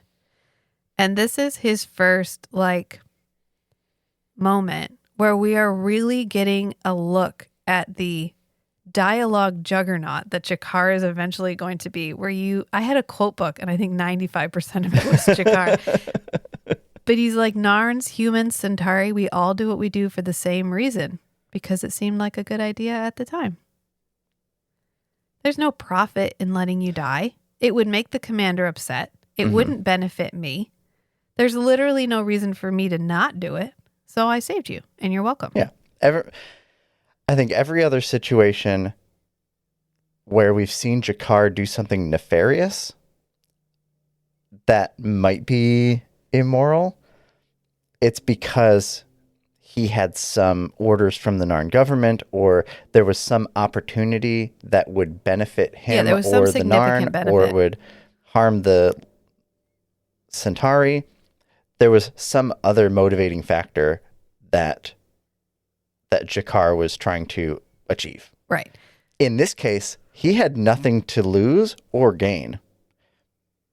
Well, the thing he had to lose was Sinclair's good mood. Yeah. Well, Like, it would hurt Sinclair, and he's trying to maintain good relationships Right. with the Earth Alliance. So it was mostly a wash for him, Yeah. whatever happened I to mean, Catherine. he could have fallen back on, I told her not to go, and she went over my head. Yeah. He had no Right. He had nothing horse to in lose. this race. He had nothing to lose. He could have just let her die, and he didn't. And So when there's no stakes, Jakar chose to act altruistically. yeah, why not? Why not? And it's interesting because when you go back and you rewatch Babylon 5 and you see moments like when he was in the council chamber and he leans over to Londo and he's like, you can't use this council for your own selfish purposes. That's a little immature, don't you think? And you realize the amount of thought that the Jakar character is putting into everything that he does, where he feels very reactionary in the short term. Mm-hmm. But in the long term, you realize everything is calculated. No one here is exactly who he appears. Mm-hmm. And I love that. Yeah. Because we get plenty of reactionary villains. And Babylon 5 is very good at not giving us those. If Yeah. they're a bad guy on purpose. And they're a bad guy for a very specific purpose. And it really makes it so that there's never a character that you're like, God, I wish they would just die. Can they please just die? And that's an achievement, honestly, Yeah. because nothing will make me DNF, not finish a book or a movie or a television show like the douchebag dude who's king of his douchebag kingdom. And he derails the plot at every turn simply to keep the plot from progressing, because otherwise the plot Even is if too it's thin harming to progress. himself. Yeah, it's so refreshing when we get these moments, because he continues. He's like, if I surprised you, all the better. Because it's important to learn that you can be surprised. You have a great day, Miss Sakai. And she's like, wait a minute, Ambassador, I saw something out there. What was that? And he's like, okay, what's this? And he points at a flower and there's an ant on it. And she's like, it's an ant. With all the stuff we bring from Earth, it's really hard to keep them out. Like, we have mice, we have ants, we have shit that gets on ships. Like, you know, just like you did during the shipping trade. Yep. Except now in space. And he goes, okay, well, I just put this ant on the tip of my glove. If I put it down and it asks another ant, what was that? How would it explain? This is beautiful. This whole interaction is so good. He's like, there are things out there that are vast and timeless. And if they are aware of us at all, it is as an ant. And we can either stay out from underfoot or be stepped on. They're not malicious. They're not malevolent. Right. They are and simply those things unaware of us. Step near Sigma 957. Yeah. And she's like, that's literally all you know? And he's like, yeah, they are a mystery. And I am both terrified and reassured that there are still wonders in the universe that are unexplained. And he's like, that's why I need you to never go out there again. Maybe I should have given you this analogy before. She wouldn't have believed him. Right. She wouldn't have believed him, because what was he going to say? Woo-woo fairy tales. Yeah, he's like, oh no, there's like a really advanced race out there. Maybe. I don't even know what it is. It could just be the ship. The ship could be the thing. There could be nobody on it. I have no idea. And we can't know, because we can't, they are so far beyond us. Mm-hmm. We can't contact them. Right. We've tried. And the He level explains they've tried. of mystery that Babylon 5 leaves us in the universe. I feel like in Star Trek, space feels like a solved problem. Except in maybe like Voyager, where we're way outside of our normal comfort zone. But besides like, oh no, our dilithium crystals are running low or whatever. For Star Trek The Next Generation and a lot of the other ones, space feels like the least of their worries, The people in space are the problem. Mm-hmm. But Babylon 5 leaves us with this. There are literally races that have been around for so long and are so different from us. We cannot make contact with them. Yeah. We can't even try. I mean, we can try, but it will never work. It'd be literally like an ant crawling on your leg and you just flick it off because it's just an insect. What's the point? Yep. I like it. I like it makes the universe feel very big. Right. And it's not just an empty, dead universe because there are things. it kind of feels the like dark. Starman. What was it? Star Maker. Thank you. Where he keeps zooming out. Yeah. He's like, oh, here's individual planets. That's great. But what if the entire universe or like this entire star system was conscious? What if the stars were conscious? What if the galaxies were conscious? Yeah. And the galaxy one was so heartbreaking because they all started close together and then they're forever moving apart and can never come back together again. That's a good book anyway. Yeah. It's wild. We have a whole episode on it. It's the most In our British book sci-fi club book you've podcast. ever read in your entire life. So I think that's a good place to leave it. This was a good episode for a variety of reasons. Yeah. And I'm just so glad we're finally getting deep enough in season 1 that we're building. Like we're getting some building the blocks. lore. We're putting in some hooks that are going to get referenced later. It's good. So we live for the one. We die for the one. Until next time, friends. Bye. Bye.